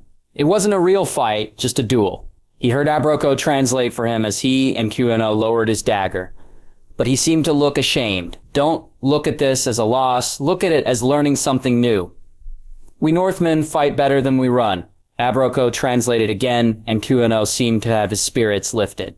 He held his free hand out to Jon, and he gladly accepted a clasp. When they let go, Jon sheathed Longclaw and undid the scabbard from his waist. When he offered it back to Hano to keep it under hold for him, Hano pushed it back to Jon. This was shocking to him, as Hano seemed to say something loud enough for all the Dothraki he watched to hear. Some of them chuckled and tried to suppress their laughter. "What did he say?" Jon asked. "He said he trusts you to keep your sword with you," Abroko said. Jon felt like he missed a joke that was right in front of him. "What's so funny about that?" "Nothing," Abroko said. "It's what he said after that." "What did he say?" Abroko only laughed at him. "I'll tell you when there's no more mining to be done." Abroko jumped to his feet and went back to the caves with the other Dothraki, who were exchanging what seemed to be valuables between themselves and the Northmen. Jon strapped Longclaw back to his hip and saw Missandei and 3 of the Dothraki walking towards him. They must have heard what Kuno said, since they all smirked when they saw him.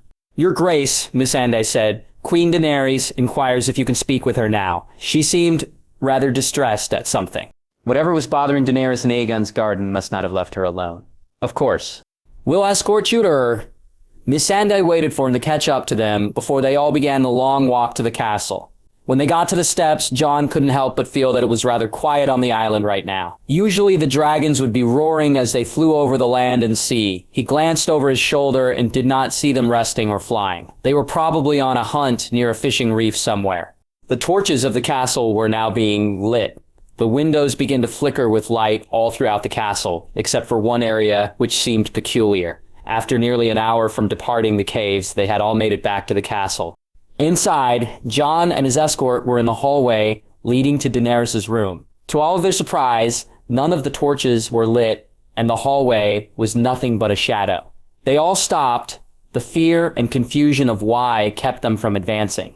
"Stay here," Jon said. He rested his hand on Longclaw's hilt as he slowly began to walk in the hallway, letting the darkness engulf him. By the time he couldn't see in front of him, he tripped over something on the ground. One of the Dothraki retrieved a torch nearby and rushed into the hall after him. When the light appeared, Missandei gasped at what Jon was lying on. 3 Dothraki warriors, and 2 unsullied, were dead with their throats slit. Jon was sitting in the trail of blood one was leaving. The Dothraki with the torch shouted something in their language, and Khudshano ran up next to him with Missandei while the other ran back. The way they came screaming something. Jon looked at the bodies, and he immediately thought of who they were, probably protecting. Daenerys! He stood up immediately and began to run through the hall while the Dothraki and Missandei followed closely. When they reached her door, Jon shoved it open and found her room empty. A chair at her table was turned over, and a glass container shattered. Her mattress was torn open, and the book he gave had pages ripped out and sprawled on the floor. On her bed was a letter. It was sealed with the sigil of a kraken, the Greyjoys. Jon took the letter and opened it. Missandei stood next to him as he read. "To those loyal to the Dragon Queen, I have taken her to the Salt Throne. She is mine. She will die as I strap her to a boulder and push her into the sea. She will die as I take my axe and bring it down to her head. She will die after I let all my men have their way with her, and then I'll show them how to properly fuck a queen. She will die unless the king in the north is brought before me. She will die unless the north is surrendered to Queen Cersei. She will die unless the heads of all who carry the name Stark are resting on spikes. She will die unless little Theon can sprout a new cock between his legs. You have until the next full moon." Jon held the letter tightly as the bells of Dragonstone began to ring. He looked over to Missandei, who looked mortified at the contents of the letter. Euron took her. He tossed the letter aside and rushed out the door with her. They couldn't have gotten far. If they have a ship, it would only be departing now. "We still have a chance to stop them." Jon began to run as lost track of if Missandei was behind him or not. Jon made it to a balcony that overlooked the parts of the island that wasn't frequently visited. He looked out to the ocean, checking for any sign of movement. He couldn't see anything as far as the horizon. Missandei finally caught up with him and was followed by 6 Dothraki. One of them spoke to her, and she gave him dreaded news. 12 Dothraki were found dead at one of the beaches over an hour ago. There was no sign of any ships as far as they could see. Jon turned to all of them, worried and panicking. They have Daenerys. Sam, his days at the Citadel were less resourceful than he had hoped. Sam often found the only times he ever learned anything of worth was in his private time with Gilly, Little Sam, and the books he would borrow from the restricted area. After learning all he could about Dragonglass, he switched to researching the first long night to find other ways to defeat the White Walkers forever. Unfortunately, he kept finding himself going in circles about an old prophecy. He gave up on that and returned to researching ways that were known to kill the White Walkers. As far as he knew, he killed a walker with the Dragonglass dagger, and Jon killed a walker with Longclaw. Dragonglass and Valyrian steel were the only known materials that seemed to harm the White Walkers. From what Sam could already deduce was that both involved dragons. The origins of Dragonglass seemed to be mixed. The records in the Citadel say that it is a volcanic rock, while stories about old Valyria say it was the dragons themselves that made it. As long as the Cassian Dragonstone kept supplying the Dragonglass, he didn't seem to matter of its origins. Valyrian steel, on the other hand, was far more complicated to figure out. The secret to forging it was lost in the doom of Valyria, and less than 1,000 weapons remained in the known world, Heartsbane included. Unfortunately, just over 200 of them were in Westeros. If a well-seasoned warrior each wielded one, they would have to kill 500 dead soldiers each. Sam's research had led him to Tome of Old Valyria that dated back before the Doom. It was the only translated copy in the entire Citadel, possibly the world. The original was in a vault along with all other books dating back to the same period. And before, the title was translated to Legend of the First Targaryen. While Sam studied, Gilly was practicing reading some of the books the Archmaester told him to make copies of. Little Sam was on a bed playing with a toy soldier he bought for him months ago, when they first arrived. In the book, Sam read that the first Targaryen's name was Valyrian. He was said to have forged the very first Valyrian steel sword in history, and that is how his family rose to greater power. But the things he read were only stories, not facts or historical records. But with all he had available, this was as good as he was going to get. What part are you at now? Gilly asked, following along with everything he read. He might as well have read the whole thing aloud. Sam kept his eyes fixed on the pages when he responded. Valyrian's dragon died of an age of 300 years. Its final breath was a small fire that lit the forge that was used to make the sword. So it's dragonfire then?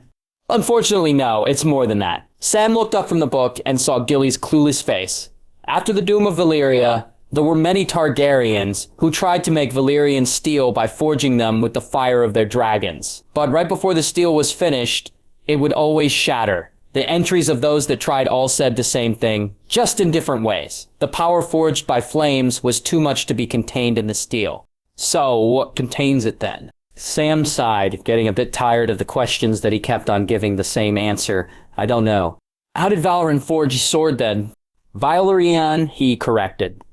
All it says is he labored on the sword like any other, and then he quenched the blade in what would crack unworthy steel. Gilly seemed even more confused and continued to read the diary of the High Septon Maynard.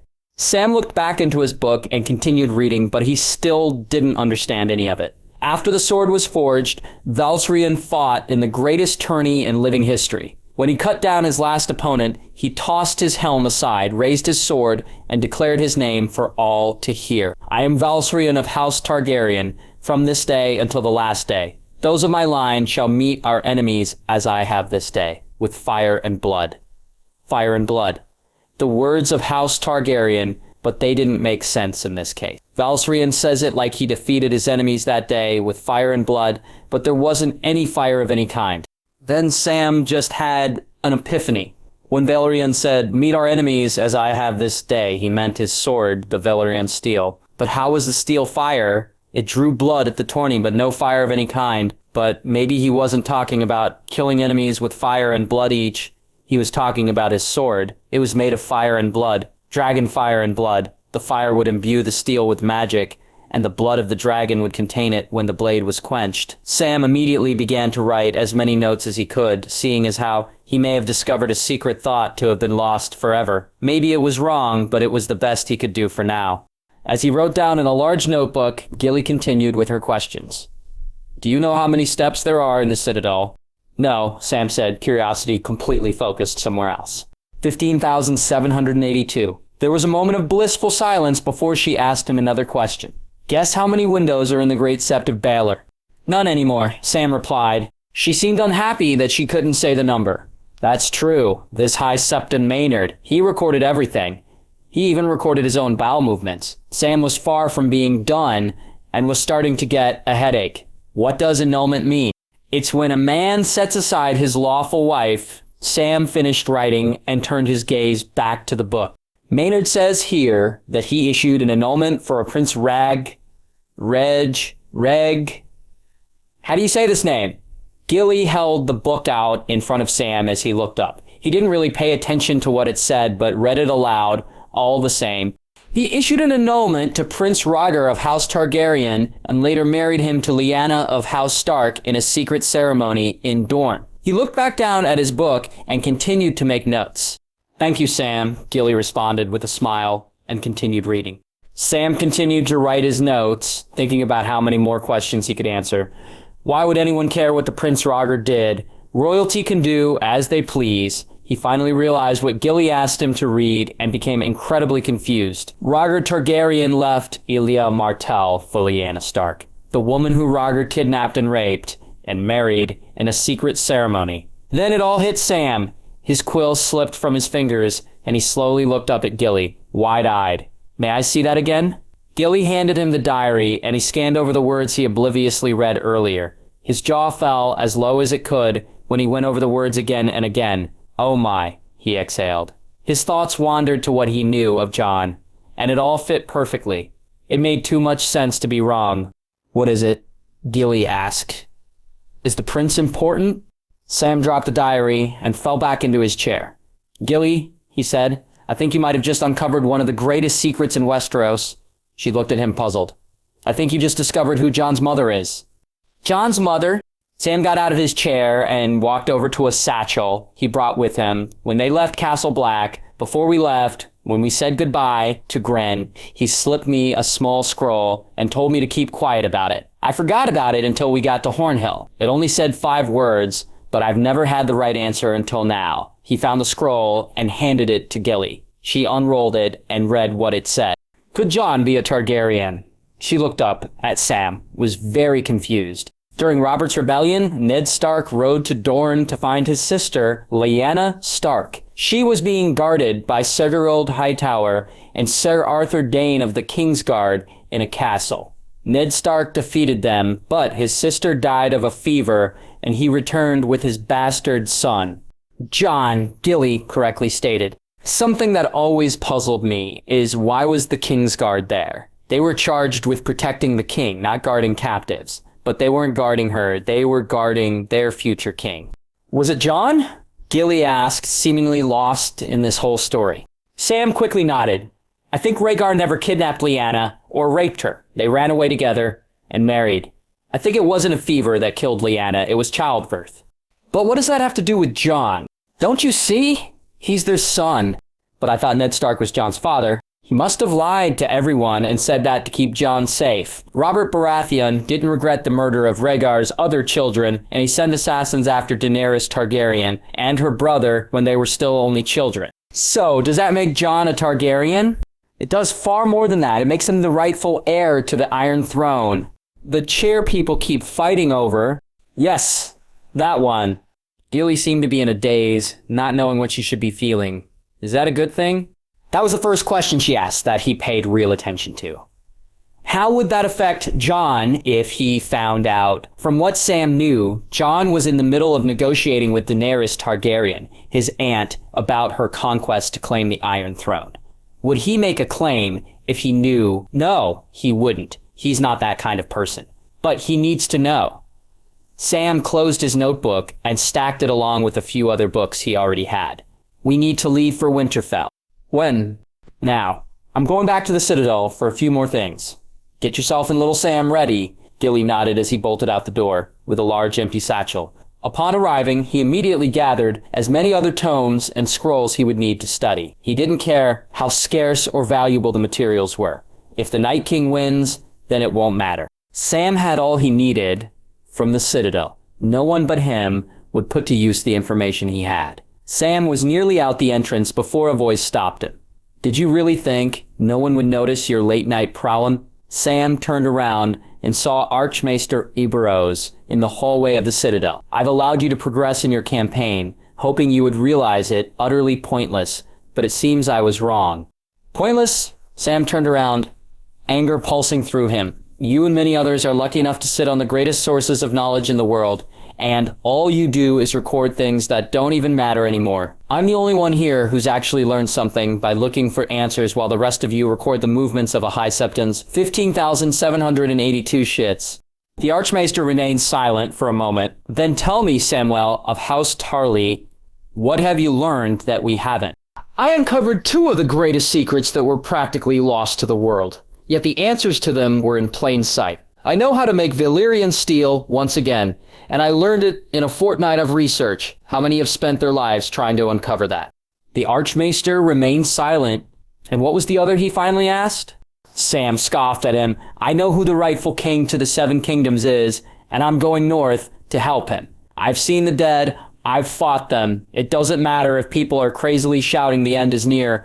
If we all sit doing nothing, then it is the end. The Archmaester only looked at him, unfazed by his information. Then be gone with you, Tarly, but don't come back ever. If everything you say is true, then I'll listen to anything you have to say when it's over. The Archmaester walked away back into the Citadel, leaving Sam. He probably wasn't going to return, but he still had to survive what's coming to worry about, something like that. On their wagon, Sam and Gilly took a moment before they left to look at the great tower behind them and the blazing fire atop of it. If he could, he would spend several lifetimes reading everything the Citadel offered. He finally whipped the reins, and they began to make their way to the docks of Oldtown to book passage to White Harbor. Tyrion. Fuck. Tyrion slammed his fist on the painted table. Jon, Jorah, Davos, Varys, Theon, and Missandei were all gathered around and equally angry. Only hours ago was he talking with Daenerys, not about politics or conquering, just a regular conversation. She was asking about her brother, Rhaegar. She wanted to know more about him from someone who never met him. He had much to tell of the tales he heard. Rhaegar was considered beautiful rather than handsome. He was better at playing the harp than he was at swinging a sword. He even told her how infatuated Cersei was with the Crown Prince before the idea of engagement was filled in her head. But then he left to speak with Ser Jorah. He wanted to know about how he was cured from grayscale. Ser Jorah seemed the most distressed. He hadn't returned a full day yet, and things had already gone to hell. He had been with Tyrion talking about what happened to him at the Citadel when they heard the bells ring instead of protecting their queen. We know where she's going, Jorah said, standing over the Iron Islands. We have to follow them to Pike. We can't, the Theon said. Euron's fleet is probably scattered about the entire route, watching for any ship that heads that way. He'd rather drag you to the island than peacefully welcome you. He grabbed 4 of the wooden ship tokens and placed them at various points along the east coast to Dorne. It's not a guess of probability, it is a fact. Varys confirmed. I just recently received a raven from my little birds along the coasts of Dorne telling me that Greyjoy ships are being spotted more than they have been for the past 2 weeks.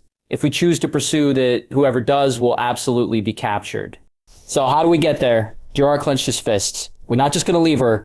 That's obvious, Tyrion said, but we have to think about this carefully. One wrong step and she could be killed. They were all interrupted by the screeching of the dragons. We have 3 dragons, but they answer to no one but Daenerys. Tyrion looked over to Jon. They may answer to you, considering you have dragons of your own. But as easy as it would be to burn Pike to the ground, we can't. Why not? Jorah asked. Those who surround her will be burned while she remains unharmed. Fire cannot kill a dragon. Indeed, but I'm rather positive that crashing debris from whatever ship or castle she's in will... Tyrion took a moment to calm down. I saw Drogon's power at the Battle of the Blackwater Rush. Their strength is too great. Whatever they burn won't just catch fire. It would be completely obliterated. They had the greatest sources of power in the whole world, but in their current situation, it was too much. Then we won't use hers, Jon said. We will use mine. They're smaller, yes, but also less firepower. And they don't make much noise when flying. And how do you expect to get them? Tyrion asked. The time it would take for you to get to Winterfell and then to Pike would take too long. The last full moon ended a while ago, and we are not very wealthy on time. Euron will spot any ship that gets near Pike. Theon stated, we can't take any of the ships we have left. We need to do this in a small group. How small? Jorah asked. However, many we can fit into a rowboat or two. This was all sounding ridiculous. You want to row all the way to Pike from the East Coast? Tyrion asked, sounded amazed that such an idea was thought of. Not to Pike, to one of Euron's ships. Theon moved over to the west side of the table to the Iron Islands. His hands ran down the table and stopped at Flint's Finger. Euron will be keeping at least a handful of ships anchored in the Blazewater Bay to make sure nothing from the north comes their way. They'll mostly likely be close to the coast near Flint's Finger to keep maintenance on the ships. They'll be watching for anything coming from the north, leaving their rear unguarded. We can cut through the north on foot. That may just work, Tyrion said, assuming that the ship Daenerys in on gets to the Iron Islands before we do. It was a long way from Dragonstone to Pike. Cutting through the north would save a great amount of time. It will, Theon said with complete confidence for once. It's a Greyjoy ship crewed by Ironborn. Unfortunately, there were no better sailors nor better made ships anywhere else in the world. The worst combination they had to face right now. We'll be cutting it very close, though. The journey on foot will have to be a short one, and every moment Daenerys isn't here. She's in danger. Jon said, looking over the east. His gaze fell over to Greywater. Watch. We can land at the neck and cut across the swamplands. Jon pointed over to the castle. There's a dock where the King's Road is closest to the Bight. I'll send word to the Reeds of Greywater Watch and have the Crannogmen guide us. They're the only ones who can do it. They can also send other men to prepare what we need at the Finger. Meanwhile, the men who meet us can take whatever ship we use to get there to the White Harbor until we rescue Daenerys. That will save us a lot of time. Tyrion agreed. Despite Jon Snow technically still a rebel king against Daenerys, he wasn't hesitating to do what he can to help. And if we could get their help sneaking into Pike, it would make things easier. Their skill with stealth is only matched by the Faceless Men. Now the question is, Sir Jorah asked, who are we sending? You'll be going, that much is obvious, no matter what we say. Tyrion noted Sir Jorah's devotion and honor would drive him to make up for his failure. I'll go, Theon said. We'll disguise everyone as Ironborn and say I've been captured. When we get close enough to Euron, we can make the kill. If Yara's there too, we can free her and let her take claim to the Salt Throne and the entire fleet. He will be expecting something, Davos said, but he could be caught off guard. I'll go, Jon said. All eyes fell on him, and all people silently asked the same question. Why? They've already taken a queen captive, Tyrion stated. They don't need a king to complete the set. We'll need fighters, and the Crannogmen won't follow anyone but a northerner. He spoke firmly, the same way Sir Jorah was. Jon, I must ask you to reconsider. If you die, who will the North turn to when the fight with the White Walkers comes?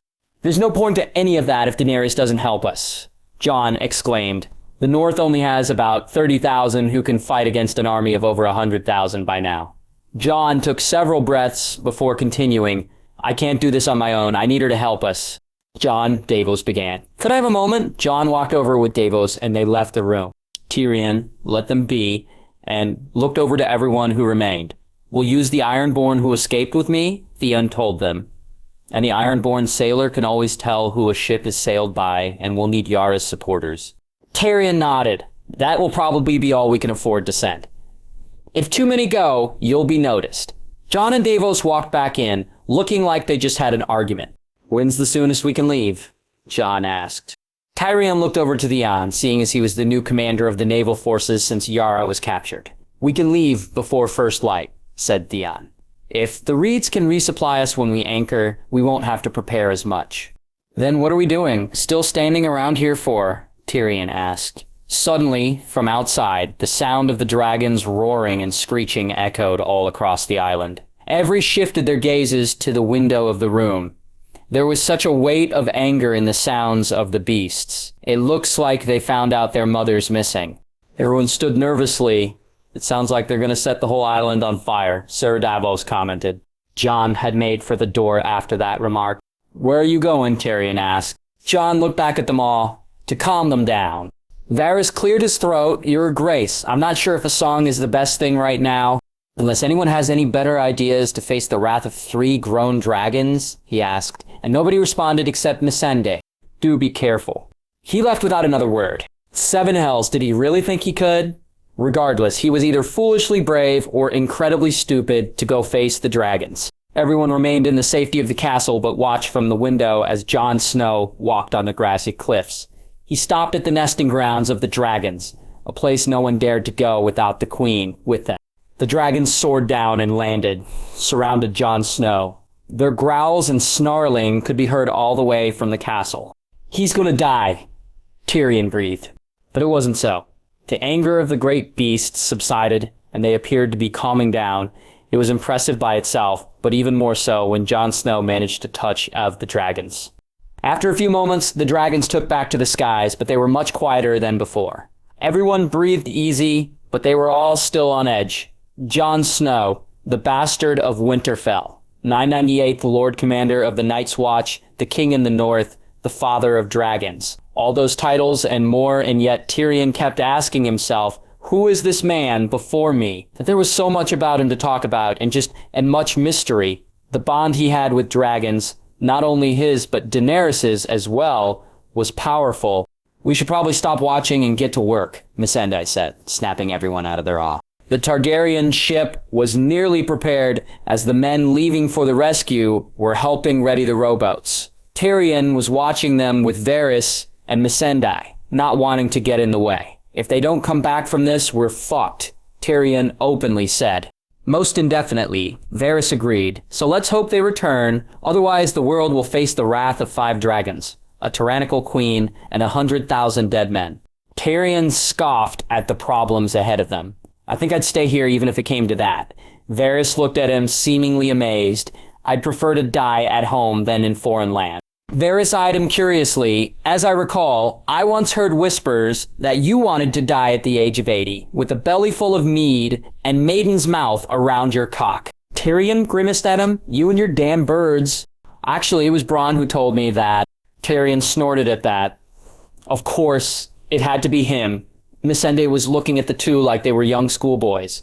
As the men were just about ready to leave, Tyrion decided that this was the time to say goodbye in case it was the last. He pulled a coin out of his pocket and approached Jorah. He looked down to him and noticed the coin. This is the coin the slaver gave me. When I suggest you free us and pay us, remember, it was supposed to last us the rest of our lives. Tyrion fiddled with it a bit longer before handing it to Jorah. Take it with, but bring it back with the queen. She needs you. We all do. Ser Jorah took it, wearing a comforting smile, before Tyrion walked over to Jon. He noticed Missandei walking with him. I can't stress enough how much I'm against you going, but if you do manage to walk away from this, I can't think of anyone better. Jon had a puzzled look about him. Better than what? You'll see, Tyrion said with an emotionless smile. Just make sure that you bring her back. Jon nodded and turned his head to Missandei. Your Grace, she said, I want to wish you luck on your journey. Please come back to us with our queen. I will. There wasn't a single ounce of doubt in Jon's voice or his eyes. He made a turn for the boat, but Missandei grabbed his sleeve. One more thing before you go. Jon looked at her curiously. I heard what Kuno said to you after your duel. She leaned in and whispered something to him. Jon's eyes seemed to widen a little before Missandei pulled back from him, smiling. He cleared his throat and faced all of Daenerys' supporters. I wish you all good fortune in the nights to come. He joined his men and they made for the water. As they all climbed in their boats, when the waves began to carry them, Tyrion turned to Missandei. Come, I need something to drink. His confidence seemed to shrink as the boats got farther and farther away from the shore. I don't think this is the best time for that. Missandei objected as she and Varys followed after him. There's never a best time for drinking, you just do it. Besides, the more I drink, the more I'll forget what's happening. Maybe then I'll be able to work out what to do if they fail and they return without the queen. Varys joined them as they began to walk back to the castle. I have no doubt that they'll succeed in finding her, but if she is taken from us forever, we probably shouldn't just pack up and leave. What are you suggesting? Missandei asked. Until they return. If they return, we do the same as we did in Meereen. We hold our ground and continue to operate at the best of our capacity. And if they don't return, Varys asked. They will return, Missandei objected. It seemed no one shared anyone else's feelings on the matter. But if they don't, Tyrion didn't say anything for a while. I'm too sober to answer that at the moment. Varys only sighed, and as they continued to the castle, none of them had the appetite for breakfast or lunch. But now their appetites were getting the better of them. They were gathered around the painted table, waiting for meals to be brought to them, but Tyrion already downed his 4th cup of wine. So, my Lord Tyrion, Varys began, what is the contingency plan for the Targaryen conquest? Tyrion hesitated for a moment, staring at the red of his wine. So far, I have determined that one of 4 things will happen. He set the glass down of the table and cleared his throat. Jon and his company will save our queen, defeat Euron, and secure his fleet, thus the siege of King's Landing can begin. And Cersei will be forced to surrender, and we march north to defeat the dead. That was what they all hoped for. But fate was never that kind. Daenerys has already been killed, and by some luck, they are able to either escape or kill Euron. Either one, we become leaderless. As far as we know, Jon Snow has the next claim to the Iron Throne, given what we've seen of him and the dragon. In which case, we unite the North with our forces and manage to defeat Cersei one way or another, and we face the army of the dead. It sounded possible, but the worst was yet to come. Daenerys escapes, but the king in the North died. The North hears of this and cements its claim to be independent, no matter what we do. Either way, Daenerys will feel she'd owe a debt. When the dead arrive, she'd most likely send her armies to fight with the Northerners, but they still won't accept her. After that, we storm King's Landing and defeat Cersei, but the seas are controlled by Euron. And the 4th? Missandei asked, her voice uneasy.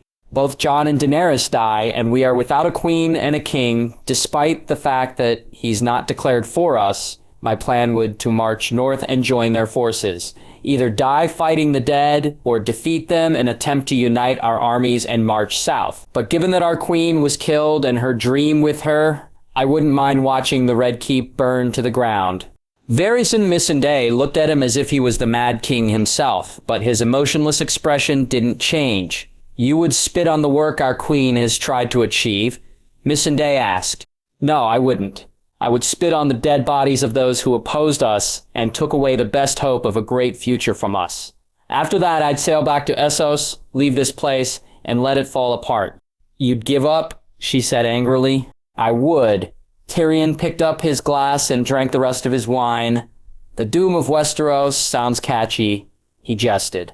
He looked at the two of them and saw that they were in no mood for any form of jokes or humor. So let's make sure it doesn't turn out that way. Instead of focusing on the bad, Varys suggested, let's assume the best. Our party rescue Daenerys and make it back safely. But if they don't defeat Euron and secure his fleet, what then? I had a thought, Tyrion started. There could be a way to bring the North back into the fold without having them bend the knee to Daenerys. The idea was only that back when they were all still in Meereen, but now it had the potential to be much more. And how would you accomplish that? The Northerners are too stubborn. Even if their king bent the knee, they'd probably annex him from themselves and renounce him as their king. But what if their king didn't need to swear fealty? What if he ruled with the queen? Varys and Missandei didn't seem surprised, but they still looked doubtful. If Jon Snow were to marry Daenerys and sit next to her on the throne, he would be the voice of the North and Daenerys the South. She did talk about sealing alliances with marriage, Missandei said, but she can't have children, remember. Such was a terrible curse Daenerys had to bear. I do, which is why it pains me to say this, but if they were to do that, she'd probably give the throne to Jon at some point and let him find someone who could continue his line. He wouldn't let her do that. He's too honorable of a person. She glared at with full confidence in her words. She did know their queen best out of the 3 of them after all. I know, and she probably knows as well, but I don't think that would stop her from doing something drastic. It wouldn't matter what she does. He wouldn't abandon her. Tyrion raised a brow at her and leaned back in his seat. And what makes you so sure? Missandei didn't answer immediately, looking down to her lap. He's starting to fall in love with her. Jon, With the ship being crewed by the Ironborn, the travel to the Neck had gone faster than they had planned. Jon expected them to arrive in a week, yet they would there in 5 days. Theon's ship, Iron Wind, went much faster than the ship Jon was given by Lord Manderley at White Harbor. Surprisingly, during the sailing, a raven from Greywater Watch found them in the middle of the ocean. When they received it, the raven acted peculiar around them. Jon wouldn't have been able to guess if he hadn't seen the eyes of the raven turn pure white for a moment, and its behavior seemed like a normal bird as it flew away. A warg had sent the scroll to them. When he read the scroll, he was surprised to see who sent it. King Jon Snow. I have sent Crenagman to the docks at the King's Road to meet you and do as you instructed, and I have sent another group of them to Flint's Finger to scout ahead. A word of warning, though, it would be wise not to mention the company you have. Both Theon Greyjoy, the Ironborn, and Jorah Mormont are still very much hated by the men of the North. The Crenagman will bring them no harm on my orders, but I cannot say the same about anyone who might recognize them. Lord Howland Reed of Greywater. Jon hadn't expected Lord Reed to return to his keep, but some of the other northern lords had been required to do so to prepare their armies and other necessities for the war. Jon couldn't help but feel a bit of excitement. They wouldn't be at the Greywater Watch for long, but long enough for Jon to finally hear something he has been waiting for 22 years to hear. Though now that he thought on it, he wasn't sure if he was really ready. He dreamed of his mother once when he was struck with fever as a child. They shared the same color of hair and eyes. Her face was pretty, and he fell in love with her. But what if the rumors about her were true? What if she really was just a tavern whore or a fisherman's daughter he deflowered? No, he wouldn't dwindle on that. He wanted to know. He had to know. No matter who she was, he would accept it. As the mainland came into view, Jon had gathered Ser Jorah and Theon at the helm of the ship. To avoid any situations with anyone, especially you, he gestured to Theon, go by different names when you're around anyone who isn't sworn to House Reed. The On seemed to nod nervously. Whatever you say. This was the first time he spoke directly to him. Ever since he returned from the attack on Yara's fleet, he kept his distance from Jon as often as he could. Jon let him be after that and grabbed his possessions as they got closer to the docks. It wasn't an hour later, when they finally anchored and began to disembark, that a group of men who carried a banner with the sigil of House Reed approached them. Leading them, to Jon's surprise, was Howland Reed himself. Lord Reed, Jon greeted as he stepped onto the wooden floors of the docks. There were only a few fishermen in their small boats at the docks. None of them paid heed. Your Grace, Lord Reed bowed with his men. I'm glad I was able to find you at sea, he told him. That was you, warging into the Raven? Jon asked. It was. Wargs are not uncommon to the Crenagman, just as they aren't uncommon to the Wildlings. Lord Reed walked with Jon as his men followed, and a group of Crenagmen boarded the ship, getting ready to sail it to White Harbor. We have horses waiting up ahead, and we'll ride immediately for the swamps. When we get there, we'll have to switch to riverboats. Once we settle at the watch, we'll have that talk I promised. Jon couldn't help but grin. I hope it's not too much to ask, but could you tell me how my dragons are doing when you saw them last? Not at all. They were much larger when I saw them last compared to when I first laid eyes on them. I wouldn't be amazed if they could be ridden before the Night King arrives. Although I must say, they seem to have grown a bit wilder. As far as I know, they haven't harmed anyone. They've taken to your brother and sister rather well since their arrival. Jon smiled at that when they reached the horses that were at the stables of an inn right next to the docks. I'm glad Sansa and Rickon have grown used to them. I wasn't talking about them. Lord Reed corrected.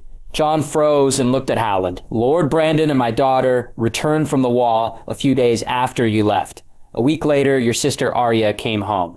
Jon's eyes widened, and he almost lost his breath. He thought both of them were dead.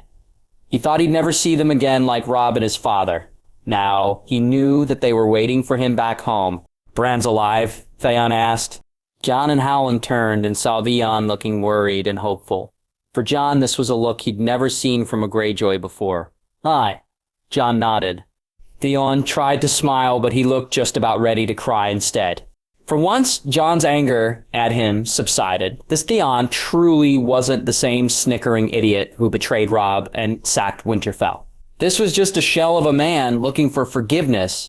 Jon looked back to Lord Howland. Thank you for telling me, my lord. Now I have more reason to return home in one piece. They both chuckled together. As Jon untied the reins to his horse and mounted it, Lord Howland and the others did the same. Jon let the Clenogremen take the lead as he and the others followed closely behind. With time limited, they were all galloping along the roads. The snow wasn't very dense as it was at Winterfell. In fact, it was a thin crust that was melting in the heat of the sun. They took a path away from the hard road into a field of snow. The trees and air were starting to become thicker as they went deeper into the neck. Eventually, they came to a small collection of log cabins built near a dock filled with dozens of riverboats. There was a lone man sitting underneath a tree. When he saw the king's company approaching, he whistled incredible loud before he rose to his feet to greet them. "Welcome back, Lord Reed. The boats are ready and waiting." After that, some men from inside the cabins came out. Everyone dismounted and gave their horses over before piling into the boats. This would be a first for Jon. A riverboat wasn't like the ones used to travel from ship to shore. It was more narrow and longer. Instead of multiple oars, there was one that went deep into the water from the back. Lord Reed was their gondolier and led them through the swamps of the neck. The air of the swamps was just as cold as the lands beyond the wall.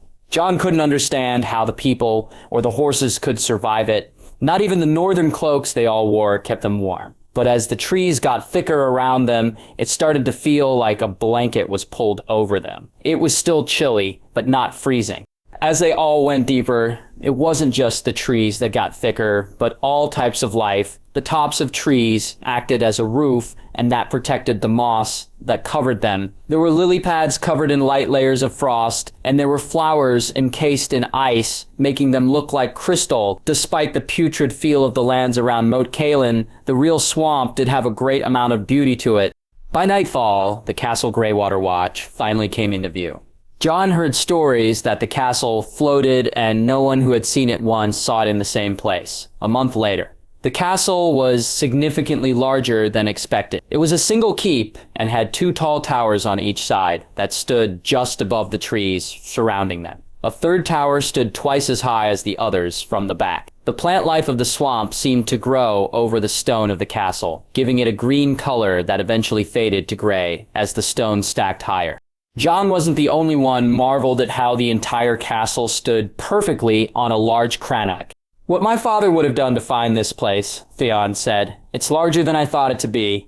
How hasn't it sunk into the swamp ever?" Howland smirked with pride as he looked at his home. Long ago, in the Age of Heroes, the first men attempted twice to conquer the neck from the Children of the Forest. The first castle built sank deep into the swamp. The second one burned, crumbled, and then sank into the swamp again. But after the long night was fought and won, the children helped build a third, and to this day it still stands unconquered. The boats docked on the land itself, and everyone emptied as the crandmen tied their transport down. They all entered into the main keep and gathered at a great fire burning in a large hearth. The interior was bigger than it appeared on the outside, and was decorated with as much life as there was on the outside of the castle. Lord Reed turned to face all of them. "I welcome you to the Greywater. Food will be brought to all of you shortly. Tonight you shall rest easy." After Jon seemed to finally stop shivering, he was able to give his thanks. "You honor us, Lord Reed." Howland nodded. "I believe it's time we finally had that chat." Jon looked over to Theon and Sir Jorah, "You two should get something to eat. I'll be back." They both agreed as soon as some servants entered and placed bowls of steaming soup on the tables that surrounded the hearth. The Ironborn immediately sat down and began to viciously consume their food as Theon and Sir Jorah joined them. Jon followed Lord Reed through a corridor and up a flight of stairs. They were heading up the larger tower and finally made it into Lord Reed's personal chambers. Inside reminded Jon of the Great Hall. The bed seemed to be what amazed him the most. When it looked as if the legs seemed to grow from the stone floor itself, Lord Reed sat down in a chair at a large desk and invited Jon to sit in front of him. He grabbed a clay container and 2 mugs from the top of the desk and began to pour ale into them. After 22 years of wondering and a few months of waiting, he finally asked Lord Reed, "Who is my mother?" Lord Reed took a drink of the ale he poured and set his mug on his desk. "Your mother is Lyanna Stark." Jon froze. Whatever joy and anticipation he felt was replaced by pure shock. His eyes seemed to dart from side to side, and they slowly fell to the ground. He couldn't seem to form any words, so Lord Reed formed them for him.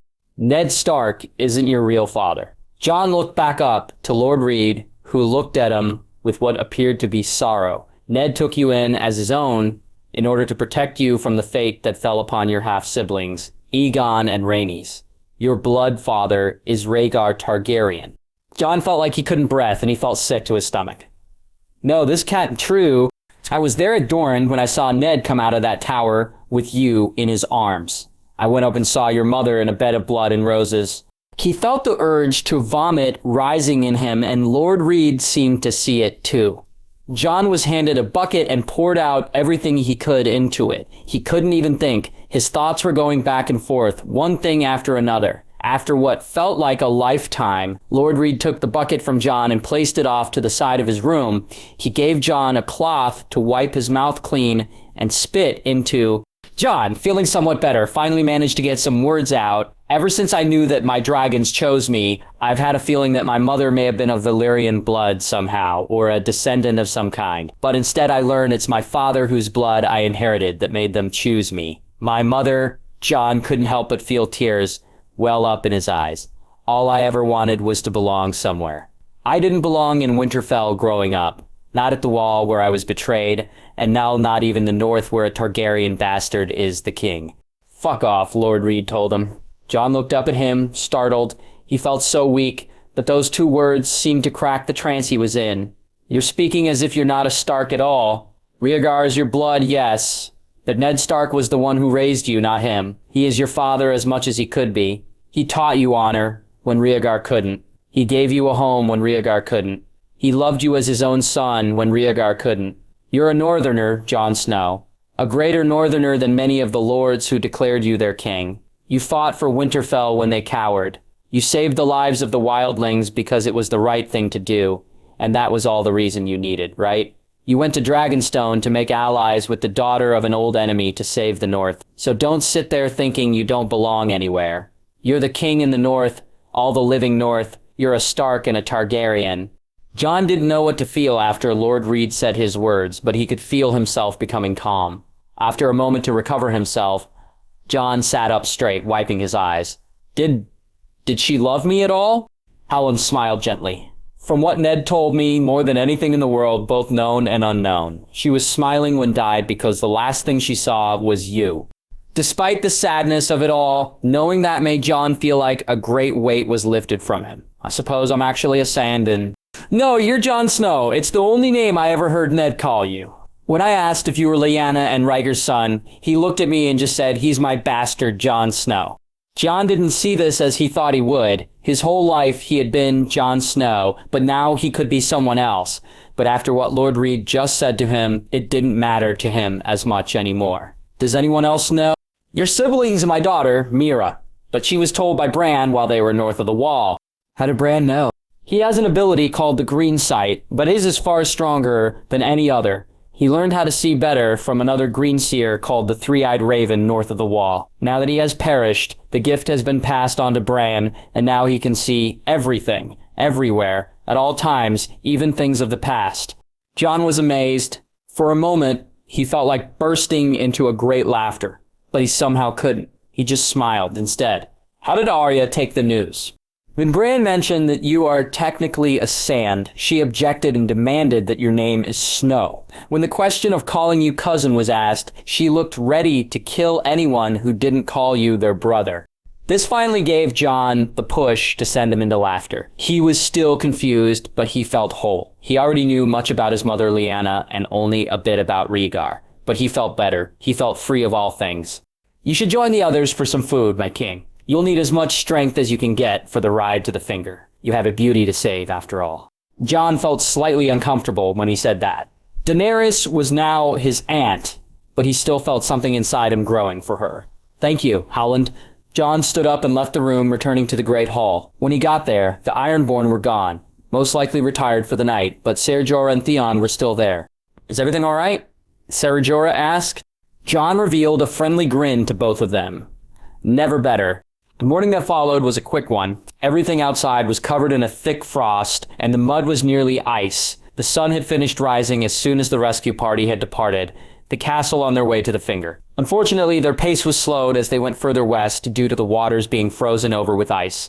I heard that you sing a song to your dragons. Lord Reed inquired as he waited on the boat while his men worked to break the ice and clear a path for them all. Aye, I do. They taught it to me in a dream. Could you tell me what this dream was about? Jon described how he turned into Ghost, or rather was looking through his direwolf's eyes, and was atop a mountain, howling and listening for anyone to say anything to him, but instead he heard the singing. Amazing. Do you understand what that dream was? Based on his experience beyond the wall with the rail and the eagle, he had a strong feeling he knew. I can only imagine that I must have warged into Ghost in my sleep. Aye, that you did. The Starks of old were known to possess the gift as well. You have the potential to become better. I've tried to do it on occasions, but I never seem to be able to. The second time is always the hardest. You can't just force your way back to what your body felt when it did the first time. You just have to let it happen. Jon looked at Howland like he would look at Sam when he was explaining something he read in a book. No one else did. Let it happen? Howland rolled his eyes and shrugged. Warging begins as a dream. You have a powerful connection with your wolf, but a part of you is still fighting from strengthening that bond. For most, it's the fear of rejection or doubt of skill. If you can free yourself from those, you will unlock that power. And if your bond with your dragons is as great as your wolf, then you have the potential to be one of the greatest wargs ever. The thought never crossed Jon's mind before. Warging a dragon. Could it be done? He remembered having a dream about Ygritte once. No, not about her. He was her. He had already warged into her once. But I don't understand what's keeping me from doing it. I'm not afraid of this. Sometimes it's not fear of the ability, but something else in your life, something causing great turmoil and unresolved. I imagine that our discussion may have added to that. Jon silently agreed as the Crannamen finally broke through the ice, and the path was clear for them. They pressed on through the swamps. The trees soon became thinner and the air less humid. Patches of solid land were appearing more frequently. They were getting closer to the forest that was between them and Flint's Finger. Around midday, they all stopped on a small crannog to rest and stretch from the cramped space of the boats. Jon was looking out west when Ser Jorah came up to him. I heard my cousin was the one to declare you king in the north. The Bear Knight said, she was Jon confirmed. My brother Rickon was heir to Winterfell, and she named me all the same. I've never had the opportunity to meet her. Can't imagine what else she's like if she did something like that. She's fiercer than any warrior I've met. Ser Jorah seemed astonished. Is she? When I first spoke to her to ask for aid, I was barely able to hold my ground, if not for Ser Davos, and when we had the parley with Ramsay Bolton, she threatened to rip his cock off and feed it to his dogs. Ser Jorah looked absolutely frightened for a moment. I'm glad she doesn't know I'm here then. They shared a laugh together, but it ended as they heard the Crannamen packing up. We should talk more when this is over. We should, but until then, let's focus on saving the Queen.